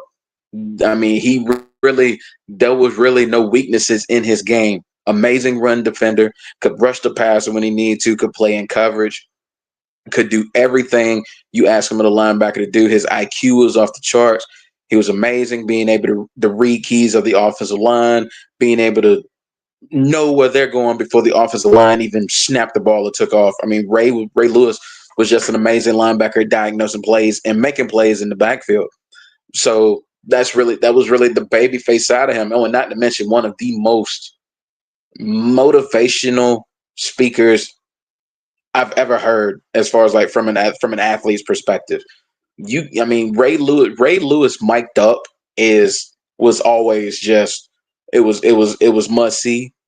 It was entertainment, but it would also you didn't even have to be a football player, and Ray Lewis mic'd up would get you hyped to do something, because he just put that, I like, you forgot. would if you were a Oh no, teammate of his, you would run through a wall for him. I forgot. We What's didn't up? even mention him doing the pregame dances. You know when they played the Nelly song "Hot in Oh, Here." bruh, let me tell you something. One of the greatest pregame rituals of all time. I mean, one of his favorite movies was Gladiator. So he had the little patch of grass right there. Kind of, pick it up. Kind of threw it in the air, threw it on himself. Kind of like, like what Russell Crowe did, like what Russell Crowe did in the movie Gladiator before he fought. He had the grass ready. He picked it up. And then he get into his dance. I mean, just everything about Ray Lewis on the football field screamed babyface. Everything on the football field screamed babyface. Now, in terms of off the field, of course we're gonna go back. I mean, it kind of sucks, but Super Bowl 34 weekend is going to define him. Is going to define him. That moment is going to define him off the field, and it's just. And yeah, and like some of the stances that he's taken, and also particularly being a very religious individual. I mean, some of the stances that he's taken. I mean, that's the side that kind of brings it in the middle, because there are things about him off the field that a lot of people aren't going to like, and it's kind of like they kind of hold that against him. So yeah, so for me, the board's unanimous. I mean, Ray Lewis is definitely a tweener. You have the football side, and then you just have everything else. It's kind of like in the middle. You're gonna have those that ride with him, they're gonna support him. You're gonna have those that can't stand him, and because they always point back, and you brought up the whole Colin Kaepernick situation, and him being, him taking his stance on it, and not getting a lot of support, not getting a lot of friends from it. So yeah, Ray Lewis for me. I think the board is unanimous. Definitely a tweener. All right, fellas. This next one, last one. BRF champ. I hope you're setting very well. Big Ben. Tweener. He's a tweener for me too. On the field, I mean, it's kind of like there's kind of similarities there as far as like just talking about Ray Lewis, like his ability to play the game. I mean, he set a bunch of records playing quarterback for the Pittsburgh Steelers. One help him win 2 championships. I mean, I think with all due respect to Terry Bradshaw, I think Ben Roethlisberger is the greatest quarterback in Pittsburgh Steelers history. I know Terry Bradshaw's got the 4 rings, but you look at Ben Roethlisberger and his stats and his numbers and what he did with the championships, but just being on the positive side, of the stats and the numbers being able to produce. With Terry Bradshaw, we kind of look at him, despite having the 4 rings, as being one of the more overrated quarterbacks in the history of the National Football League, because he wasn't necessarily the greatest quarterback, and he benefited in the 70s of having arguably the greatest established defense in the history of the league, with the steel curtain, with the Jack Hams, with the Jack Lamberts, with Mean Joe Green, with LC Greenwood. I mean, just those defenses are just in a league of their own in terms of their historical value to the league and how dominant they were for basically the entire decade of the 70s. I mean, there are very few defenses that hold a candle to the steel curtain, as Terry Bradshaw was very beneficial of that. Don't get me wrong, he was a clutch player, but in terms of just overall performance, I'm not ashamed to say Ben Roethlisberger is a better quarterback than Terry Bradshaw. When you look at on the field performance, the numbers he put up is just everything he did and all the records he set. So I'm not ashamed to say that Ben Roethlisberger is the greatest quarterback in Steeler history. But when you think about Ben Roethlisberger, the reason why I think he's a tweener is Millersville. I mean, what more can you say? It's Millersville. It's that incident at that club in Millersville. And also Lake Tahoe, Nevada. He had 2. Exactly. Right. Exactly. So I mean, there are just incidents with Ben Roethlisberger off the field that just rubs you absolutely the wrong way in terms of him looking at him from a humane perspective. So I mean, yeah, Ben Roethlisberger for me is a tweener. He played the game the right way. He set tons of records. He was an amazing quarterback for a long time, but his off the field behavior leaves a lot to be desired. So yeah, Ben Roethlisberger is definitely a tweener for me. Champ? Tweener. And I don't think that those 2 incidents says it all on why. But remember when he got towards the end of his career, and people was asking him, well, how this, because the offense was kind of stagnant at a certain point. He wasn't at the end, but about 4 years before he was, about 4 to 5 years before he was at the end, they asked him a question and he was like, hey, maybe I ain't got it no more, because it was controversy going on between him and Mike Tomlin, him and Antonio Brown, him and some of the star players that they had on that team. And he started saying, well, maybe I just need to retire. And for him to bring it up in the middle of the season, people was kind of getting on him about that, not to mention some of the disparaging things that some can say rightfully so now at Antonio Brown, but at the time, people was really getting on to Big Ben about throwing his wide receivers under the bus at a certain point. So yeah, not to mention, when he had that concussion, there was a lot of speculation that, he didn't come back as quick as he should have. Remember Hines Ward saying there's been time where I've lied to doctors and told them I was feeling well when I really didn't. And, that caused a lot of concern on the team. But like I said, the things that happened in Millersville, not to mention in Lake Tahoe, and luckily for him, I will say, that didn't happen during the social media era. Had those 2 incidents happened during the social media era now, it would have been more smoke blown than anything. I'm just being very, very honest. But because it did not happen during the social media era, although all of these resources on the internet is free, mainly Google, Bing, and all of that is free, people are not going to go look it up. They just want to be right. But I digress. Yeah, BRF, it's true. But yeah, he's a tweener. Like I said, not just because of some of the things off the field, but things on the field as well. Some of the criticisms that he had of his wide receivers and some of his star players, and him saying, well, maybe I need to retire. So there's been some diva moments that Ben Roethlisberger has had. There has been some. But, hey, when you think about those 2 incidents, though his name is synonymous with him. Not to mention, a lot of people will blame him a little bit, especially him being a quarterback during that time, which is the reason why that team did not win when they had all of those star-studded players. He's a tweener. I still believe he's going to go into the Pro Football Hall of Fame. Mm-hmm. Despite the accusations, despite his past. No, this the Stay Tuned line. Shout out to Jay Bailey and the crew. We're just talking about babyface and heel. Just talking about athletes or celebrities, whether they're good guys, bad guys, and stuff. One of them we're discussing right now is Ben Roethlisberger. So, but Big Ben to me is a tweener.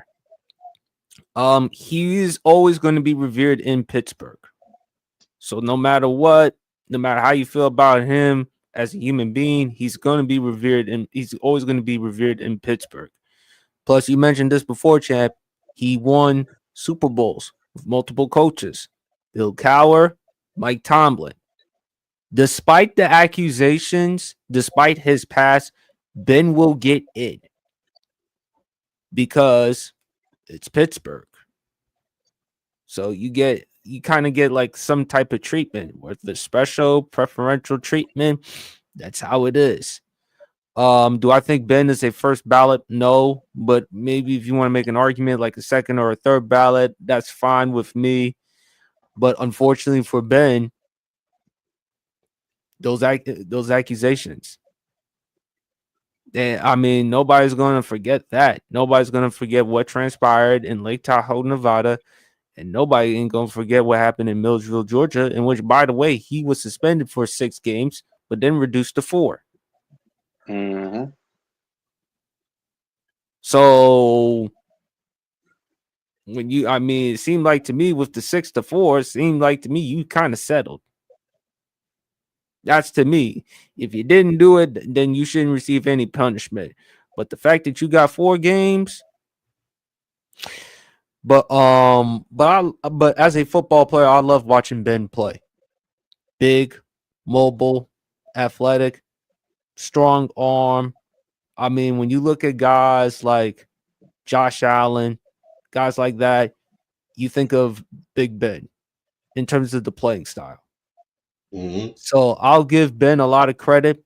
He did play for a storied franchise for 18 years. I agree with BRF, even though Terry Bradshaw has more Super Bowls and is 4-0. I think Ben is just a better quarterback. Ben's just a better passer, in my opinion. So I'll give credit to Ben. Plus, he's also more athletic, more mobile. Ben can make types of plays. No one's going to, I mean, the 2 Super Bowls, the first one that he won, it was really more of the defense. The second time when he won it, that was very impressive. The comeback drive, the game-winning touchdown throw to Santonio Holmes, that was very impressive. Mm-hmm. He's a very polarizing figure, but I'll say tweener at best. And also he's doing a lot of things as far as with the community in Pittsburgh. He also has his own podcast now. He's gotten people on the show. He even got Pat McAfee on his podcast. But anything you want to add, BRF? No, I'm just gonna say, like, you were talking about Ben. I honestly don't think it's an opinion as far as like him being a better quarterback than Terry Bradshaw. The numbers back that up. I mean, the numbers, the stats and the numbers support it. I don't think it should be opinionated. I think it's just facts. Ben Roethlisberger's a better quarterback than Terry Bradshaw. Just the eye test. It's the eye test. It's the eye test. Big Ben just did everything on a higher level from the quarterback position than Terry Bradshaw. I don't think it's really opinionated. I think it's facts, and I think it's eye test. It's right there for everybody to see. If you look me in the straight face and say Terry Bradshaw is better than Ben Roethlisberger, I'm probably gonna laugh in your face. All right, guys, let's talk about wrestling. Favorite Jerry the King Lawler moment. Undisputed World Champ kind of stole a little bit of our thunder last week because y'all talk about Booker T with the NXT woman, how he talks about Jada Parker and them. Make no mistake about it when it comes to Jerry the King Lawler. And like I said last week, my favorite moment of Jerry the King Lawler. Remember when Eric Bischoff and Vince McMahon were in the room, in the ring, and Eric Bischoff is showing Vince McMahon the woman. He told Vince McMahon, "They're not lesbians; they're bisexual lesbians." And when you hear Jerry the King Lawler's reaction to it, I'm sorry, that is just colorful. That is just colorful to me, man. But to your point, him and JR, the commentary that they did on Raw. Oh my God. I mean, you got good old JR, Mr. Oklahoman.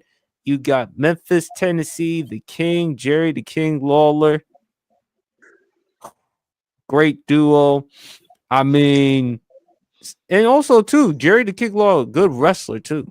Good wrestler. So I think that also the other favorite moment, the match against Christian for the Intercontinental Championship. Although he lost that one, but I thought it was a very impressive match by Jerry the King Lawler. And then the one against who was Eric Bischoff's assistant at the time, champ, in which he had to fight in order for JR to be rehired by Raw. Chief Morley. Oh, Chief Val. Morley. That's Val Venus. That was Chief. It was Val Venus, and it was Val Venus, and it changed his character up. That was Val Venus, and he changed his character up. I knew Chief Morley. Chief Morley. That was Val Venus. Well, hey, for the sake of this conversation, we have to call it like it happened. We know it was Val Venus. We know what Val Venus meant to the Attitude Era. He was a very important part of our lives. But homeboy flipped the switch on us. He is Chief Morley for this conversation because he flipped the switch on us. He flipped the switch. Oh my God. So those are some of my favorite moments from Jerry the King Lawler. Whoever wants to go. I'll go. My favorite moment, we could talk about the commentary with Jim Ross. We could talk about that for days because they defined a legacy like the Attitude Era into the Ruthless Aggression Era. I mean, they defined those eras with their commentary. But my favorite Jerry the King Lawler moment was honestly one of my favorite matches, even though it wasn't the most technical match. I mean, it was just the moment itself because I legit thought he was going to win the WWE Championship. It was that tables, ladders, and chairs match he had against The Miz on Monday Night Raw. And just watching that match and cause this was during the infamous Michael Cole heel run as a commentator. And just that match and and you had brought it up, PSP. People just don't realize how good of a wrestler Jerry the King Lawler was. And even into his 50s or whatnot, to still be able to put on the singlet and go out there and give you a good match from time to time. I mean, it's just a testament to the dedication he had for the business. And that tables, ladders, and chairs match against The Miz just it stands out because Miz had just won the WWE Championship. He had that cash in on Randy Orton, and like I said, it was that Michael Cole heel run. So he was just Michael Cole probably wore. Michael Cole probably had on Miz underwear and socks. He was such a big fan of his at the time, and that tables, ladders, and chairs match was just. It was fun, and I enjoyed it because it's kind of like a Dusty Rhodes kind of thing. They didn't win the WWE Championship, and honestly, close, even though he didn't want it, and Michael Cole ultimately being the reason he didn't win. But it's my favorite moment because as a fan, you're watching that match and you're sitting there pulling for him and you're thinking, oh my God, are they really going to give it to him for 1 week just to let him give it back to the Miz the next week? Or are they seriously going to do it? And then Michael Cole comes in and costs him a match and Miz ultimately wins. But it's just it's just Jerry Lawler being the professional he was and being as good a wrestler as he was. And I got so much. as great as he was as a commentator, as entertaining and as funny as he was as a commentator, when he got to go out there and give you a match, underrated, very underrated, and just I enjoyed watching him wrestle. So for me, that TLC match against The Miz, where even though he lost, I'm sitting here rooting for him, thinking I'm wanting him to win it. Man, it's just one of those where you just kind of stand up and you kind of got to applaud him for his dedication for the business. So my favorite Jerry the King Lawler moment for me was that TLC match he had against The Miz, where he almost won the WWE title, and I seriously thought they were going to give it to him for a week and just let him lose it the next week. I seriously thought they were going to do it. So shout out to the King. That's my favorite moment. Champ? Let's go back in time. Jerry the King Lawler. We all remember him talking about the ladies during the Attitude Era. We all remember him, being essential in commentating. If you really want me to be honest, the commentating with him and good old JR, that was just as instrumental during the Attitude Era as the wrestlers were concerned. Yeah, absolutely. It was just as instrumental. And when you heard those two voices, him and good old JR, you knew it was time for Raw. You knew it was time for a pay-per-view. You knew it was time for a lot of things to go on in the WWE. So salute to them. Let's go back in time rather than doing the when he won the Undisputed Championship against Kerry Von Erich. When his manager was the special guest referee, and it ended when Kerry Von Erich, the referee stopped the match due to it ending in too much blood. That was one of the matches that we saw on Super Clash. That was when a lot of the Vince was up and coming at that point. It was like that snowball was rolling downhill in the WWE. And a lot of the promoters got together in order to make one big pay-per-view event from many different territories. And I never forget Kerry Von Erich. It was Kerry Von Erich versus Jerry the King Lawler for the WCCW title and the Mid-Atlantic Championship, I believe. So they were able to bring that together and have a great match on that one. And he was able to win the Undisputed World title due to Kerry Von Erich, losing a lot of blood in that match. Another instrumental thing that Jerry Lawler did. Remember when he slapped Andy Kaufman on the Tonight Show? Yes. And remember they had that serious feud between the two of those that lasted for years and years and years. And people actually thought that was, real life, that they didn't like each other. But come to find out later on, they found out, oh, yeah, that was a work. I thought that was real. I thought he really slapped it. But, yeah, he slapped Andy Kaufman on national television. And, that was long before Hulk Hogan put the guy in the headlock on national television. Richard Belzer. Yeah, Richard Belzer. That was long before that. Boy, he slapped. I mean, Andy Kaufman was world famous. He was a world famous comedian. For you to have that type of promotion outside of wrestling, that was one of the beginning stages of wrestlers having feuds with celebrities. That was before Dennis Rodman and Hulk Hogan versus, DDP and his partner back in '98 at Bash at the Beach. That was long before that. That was long before the Tonight Show with Jay Leno versus Hulk Hogan and Eric Bischoff. That was long before that. This was back in the late 80s, early 90s. Kayfabe is still in, and Jerry the King Lawler's just hauled off and just slapped Andy Kaufman on live national television. And actually, you remember he came back out and threatened to sue him on national television. He threatened to sue him. So that was something to behold. There was a lot of other moments during the Attitude Era. Remember, when he used to talk about Deborah McMichael,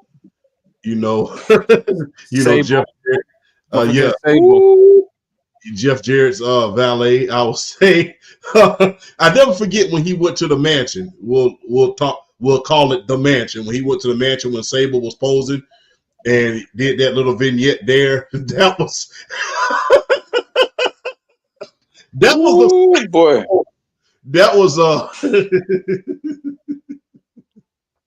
but remember his face. Do y'all remember when they had that match between Jacqueline and Sable, that bikini matchup, right? Do y'all remember his face when he saw Sable's bikini? Do y'all remember his face?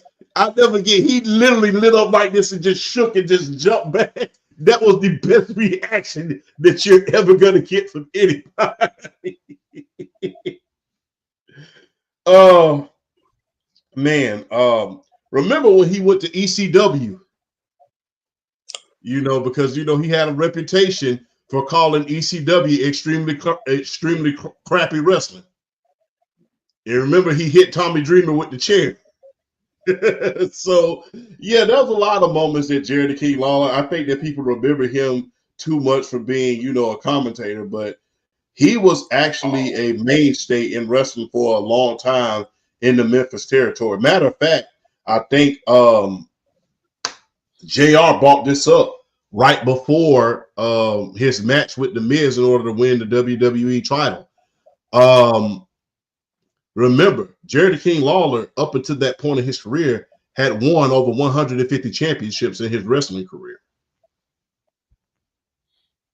He had been world champion in several other territories over 50 times.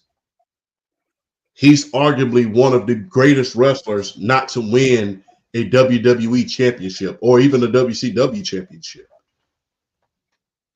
But I'll have to say, you know, he's one of the reason why Jerry the King Lawler is so special. He's one of the last remnants of the old school territory days. He's one of the last remnants of that. When you think about the WWE, you have to think about Jerry the King Lawler. But when you think about Mid-Atlantic, well, you know, the Memphis territory. When you think about that Memphis territory that was in Memphis for so many years, the first person that you think about is Jerry the King Lawler. And how big of a heel that he was. I forget what wrestler he told this. He said, whether I see you in the parking lot, whether I see you on the street, whether I see you in a restaurant, or whether I see you or in your car, every time I see you, I'm going to beat the crap out of you. And you know what he said after that? He said, and now is no exception. And he just proceeded to just clock him right in the jaw. You know, so he was one that I don't think people need to go back. The younger generation really, including myself, I will say, we need to go back and look at his heel work and what he did in Memphis. That territory that you want to know what one of my favorite Jerry the King Lawler quotes is, and y'all have brought up ECW. It was like I think it was like the first time he showed up in the arena. He showed up and everybody was in the ring fighting, and he just calling everything on the mic. And he said, "Man, every time I come over here, I got to make sure that I bring me a whole bunch of toilet paper because ain't nothing in here but." Yeah, he did not like ECW, but he wasn't the only one that thought about ECW like that. Our colorful Mr. Colorful Jim Cornette, he didn't like ECW as well. He didn't like it as well. So a lot of tradition. He certainly didn't like it when New Jack had to go there to ECW. Yeah, he didn't like a lot of traditionalists, as far as wrestling historians, they did not like ECW because of, you know, of the injuries, because of a lot of things that was going on in there.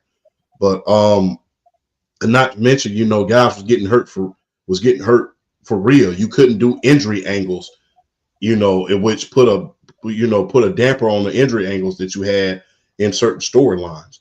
But I really think that a lot of, like I said, to include myself, I wish that I was in live and in living color when he was a heel in the Memphis territory, because people talk about how big of a heel that Ric Flair was. There was no bigger heel than Jerry the King Lawler in that Memphis territory. There was no bigger heel. And ironically, he was the biggest heel, but the main star of that territory. He was the main star for years. I mean, for years and years. So I have to say his feud with Andy Kaufman, you know, because that helped put wrestling on the map. I have to say when he beat Kerry Von Erich, and his commentary during the Attitude Era. I mean, all of it, because it was very, very colorful. It was very, very good. And I have to also say when he appeared in ECW at that one time and hit Tommy Dreamer, because guess what? Him going to ECW back in those days, especially, it's kind of like Eric Bischoff appearing on Raw back in 1997. That's equivalent to that. Fellas, for next week's pod, favorite New Jack moment. Oh my. PSP, half of the stuff that he's done, we can't even mention on there. We get kicked off the air. Oh my Jesus. Oh my Jesus. Listen, what you've always called my show, the highlight of Friday nights. So we'll give it a try. No, listen, first of all, if we talk about Jim Cornette and his colorfulness. But the thing is, you cannot. The reason is this: you cannot mention New Jack without mentioning that darn interview. I remember the quote. I know exactly what you're talking about, Chip. If Jim Cornette is colorful, what is New Jack? New Jack is. I called Jim Cornette that uncle, that very, very blunt uncle that you had, that you knew he was just going to tell it like it is, no matter what the case was. New Jack that cousin. Yeah, New Jack that cousin that you wouldn't go get when you was getting beat up in school. To me, he's like he was like Debo. You were just afraid of that dude. You were just afraid he was going to. But who's also crazy as New Jack? Mustafa. Mm-hmm. They were the perfect combination to put together as a tag team. They were perfect for each other. Not just because of that, BRF. Pencil shavings.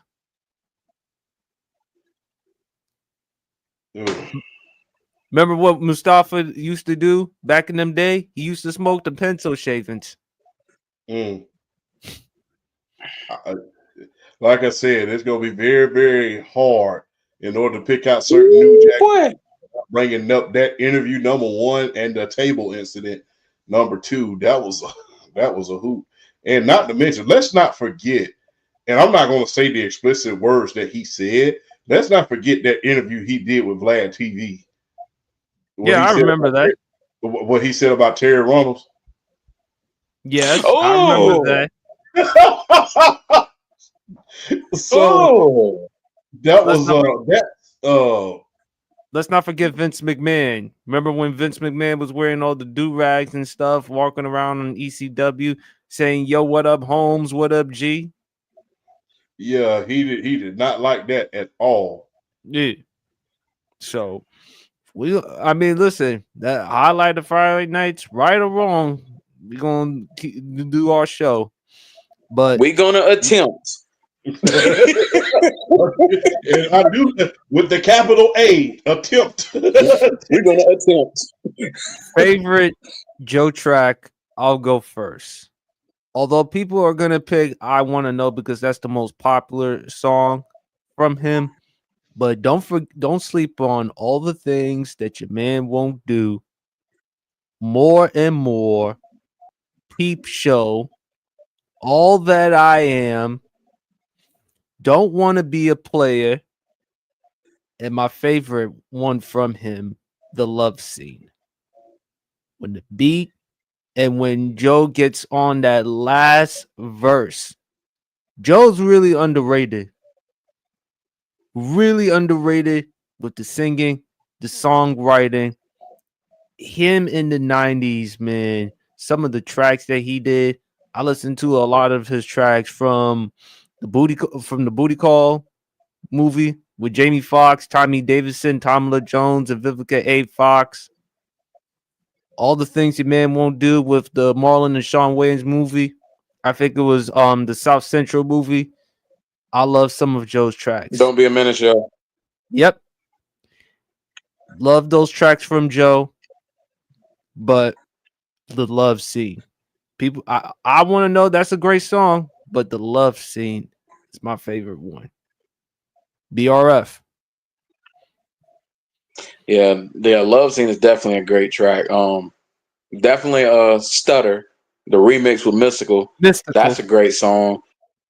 That's a great song. That's a great song from the Double Take movie. Very underrated movie. Eddie Griffin, Orlando Jones, shout out. Very underrated movie. But yeah, my favorite Joe track is All the Things Your Man Won't Do. That's my favorite one. Cause I guess if you want to say I Want to Know, it's the most popular track. Me personally, I think that All the Things Your Man Won't Do is his most popular track in my opinion. Just because you've heard it in so many movies, you've heard it so much. Like that's my favorite track personally. Even though I Want to Know is an amazing song, Love Scene's great. Don't Want to Be a Player. Joe is definitely on the underrated side of like those great '90s into the early 2000s R&B artists. He's definitely extremely underrated, and we need to get that man his flowers because he made really great music for an extended period of time. So we really got to give him his flowers. But yeah, All the Things Your Man Won't Do is my favorite track because you got a list. You have a playlist of those songs. That's one of those songs. And we'll just leave it at that. Columbus, Georgia's own. Talk to me. How ironic. I'm talking about a fellow guy from Columbus, Georgia. Yes. Joe's from Columbus, Georgia. I know. Joe's from Columbus, Georgia. If you go to his page, it says it right there. He's from Columbus, Georgia. So yeah, a lot of talent down here in Columbus, Georgia. Him, Wayne Brady, Mark Hall, one of the most underrated rappers that if you ever want to hear good lyrics, go and check out my guy Mark Hall. He's from me and him from the same neighborhood. He's from Ilges Road. I'm from Shaw. He is very, very underrated. There's a lot of great talent down here. We just a small town. We don't get as much recognition as Atlanta does. I'm just gonna leave it at that. But one of my most favorite songs by Joe is Good Girls. Yes. Yeah, Good Girls. That was that's something that we can relate to today. I think he was ahead of his time when he was talking about that. That was I think that when he said, "Why are all the good girls taken every time?" I think that we all can relate to that today because the things that we see on the internet is abysmal. If you really want me to be honest with you, but Stutter. I mean, with Mystical. The thing about it is the original one was great too. It was. Yeah, the original. When you bring in Mystical, that just provides a whole new energy for Quit your lying, heifer. Watch yourself. And for it to be on the move, and for it to make that movie with Eddie Griffin, that was it fit. I would say that because we all know Eddie Griffin. I love to use the word colorful. He's very colorful as well, but underrated. Yeah, very underrated. Eddie Griffin is very underrated, man. Stutter, man, there's so many that y'all took all the good stuff. Y'all, all the things your man won't do, we all have tried to convince somebody, so let's just keep it real. Like I said, everybody got that playlist, and that's one of them songs. Everybody that you was back in high school, you snuck that girl some flowers one time. Bet your dude don't do this.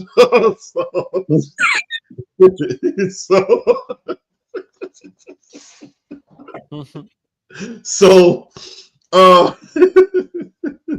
don't want to be a player. And then still not a player with him and Big Pun. Big Pun. Yeah, with him and Big Pun. I think that was good. Man, Joe, man, hey, shout out, hey, it's rare. We have a lot of great talent that comes down from Columbus, Georgia. Like I said, Mark Hall, one of the most underrated rappers today. Joe, Wayne Brady, and the late great Mrs. Kim Porter. She's from Columbus, Georgia. A lot of great talent came from down here. So, just because it's not where you're from, it's what you do with yourself. So if I could point to any example of that, I would have to point to those four. Like I said, Mark Hall, Mrs. Porter, the late great Mrs. Kim Porter, Wayne Brady, and Joe. They proved that you can make it out no matter where you are. So huge shout out to those guys. And yeah, Columbus, Georgia, we do have some talent down here. So, but it's good to see when men and women that you know that you've seen around the way, they make it and they're able to do their things from there. That's something that's special. That's very, very special. One ironic thing, Mystical, he was stationed in Fort Stewart. Yeah, Mystical was stationed in Fort Stewart. That was funny. So, my brother told me, "Hey, man, Mystical, he was stationed at Fort Stewart before he had a record deal." I'm like, "Quit lying." So he showed me the picture of it, like, "Oh, okay, yeah, he missed the braids. That's the reason I don't recognize the guy." But because Mystical had those had the braids in the early days. So, oh man, great talent, very, very underrated. That was considering all of the competition that he had to face back then. That was diabolical competition back then. And you could start with a certain name that we will not say on this show because of obvious reason. You could start with that top guy because regardless of what happened, he was the top guy. He was the guy for a very, very long time. Then, then you could go. Then you had to worry about Babyface. Then you had to worry about a lot of other acts. Then Johnny Gill, New Edition, Bobby Brown. There was a lot of competition back then in R&B as far as the on the men's side of it going. And like I said, Luther Vandross was still making music. One of the greatest voices of all time. So yeah, Gerald Levert. He faced that was the most heavy-laden competition when it came to R&B, arguably in history. When you talk about the 90s, because everybody was making good music. So, no, really good track though by Joe. If I Was Your Man, I like that one too. What if the woman? Yep. I also like One Life Stand from Joe. One Life Stand. Y'all gotta listen to that track. That's a really good track, man. And fellas, for next week on the Sports PSP Pod, favorite Rihanna track. Yeah. Mm-hmm. I like that. I like that one. But don't worry, sooner or later we're gonna have a favorite Nate Dogg track at some point. We're gonna do that soon. But BRF, we're about to wrap up the show. Any final words? Definitely always a pleasure to hop on here and just spend the Friday night with two of my favorite brothers on planet Earth right now. Always a pleasure to get on here, talk sports, talk entertainment, just having a blast, having fun, doing what we do, keeping the people entertained. We always appreciate the support. We gonna keep Sports PSP rolling. He's 100K and counting. We gonna keep him pushing. And also with me and the big homie champ, Undisputed GOAT podcast. We won't be on tomorrow night because this is WrestleMania weekend. But we are planning a recap of the weekend Monday night. We are planning it during the Raw after WrestleMania.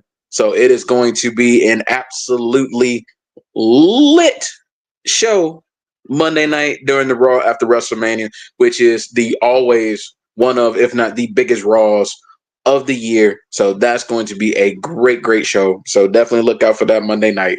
But shout out to you. Shout out to y'all, man. Just y'all put me on. Y'all put me on the platform. Y'all getting me out there to faces and ears that I might not have gotten to had I not been blessed with this opportunity to be on these platforms. So I definitely appreciate y'all. I'm definitely grateful, and I'm going to keep it rolling with y'all. And as I always say, because it's a topic not thought about. It's a topic not talked about. So we love y'all and we appreciate y'all for the support, and we're gonna keep the stein rolling. Hold me undisputed world champ. Always a privilege, a pleasure, and an honor in order to be on here. Like we said at the beginning of the show, huge shout out and thoughts and prayers to D Hop and his family. We will never forget you. Like I said, I only was acquainted with you for a short period of time, but that time was special. And we thank you for everything that you've done, not only for myself, but PSP. Because like I said, the things that you did for PSP, it trickled right on down to us. And we appreciate that. So everything that you've done, we thank you. Happy Easter. Happy Easter. Be careful this weekend. Now is a time, like I said at the beginning of the show, I'm going to take off my character hat now. We're going to put on the serious hat. Be close to your families and make sure that you let them know that you love them. And be close to them and be near them. Now is the perfect time, now more than ever, to make amends, to crush any grudges that you have, to cast out anything that is not of love, of care, and of tenderness. Now is the perfect time to cast all of that out because of all the things that are going on in the world. And on that note, I would like to say thank you, PSP, and thoughts and prayers to not only BRF and his family, but thoughts and prayers to the state of Florida and Florida State University. Our thoughts and prayers are with you all, and we love you and we thank you for every single thing. And we wish God speed and peace to every last one of you. Absolutely. Also, hearts and condolences go to Kieran Lacey's family as well. Fellas, always an honor and a pleasure having y'all on the pod as usual. Over 100,000 subscribers. I'm proud of everything what I've accomplished. At the same time, I didn't do it all just by myself. Also had great supporting cast and teammates around me. So as always, thank you. Yes, it is Easter weekend. If you're going to a bar or whatever, please drink responsibly.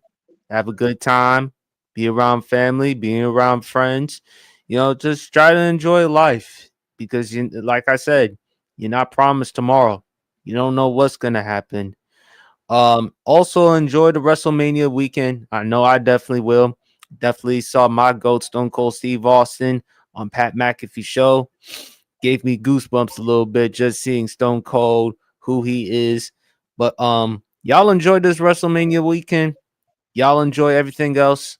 We definitely gonna be back on the pod, discuss NBA playoffs sooner or later, NFL draft. So I can't wait to talk about that and so much more. So y'all stay blessed. Y'all stay safe. Enjoy the rest of y'all weekend. And we is out.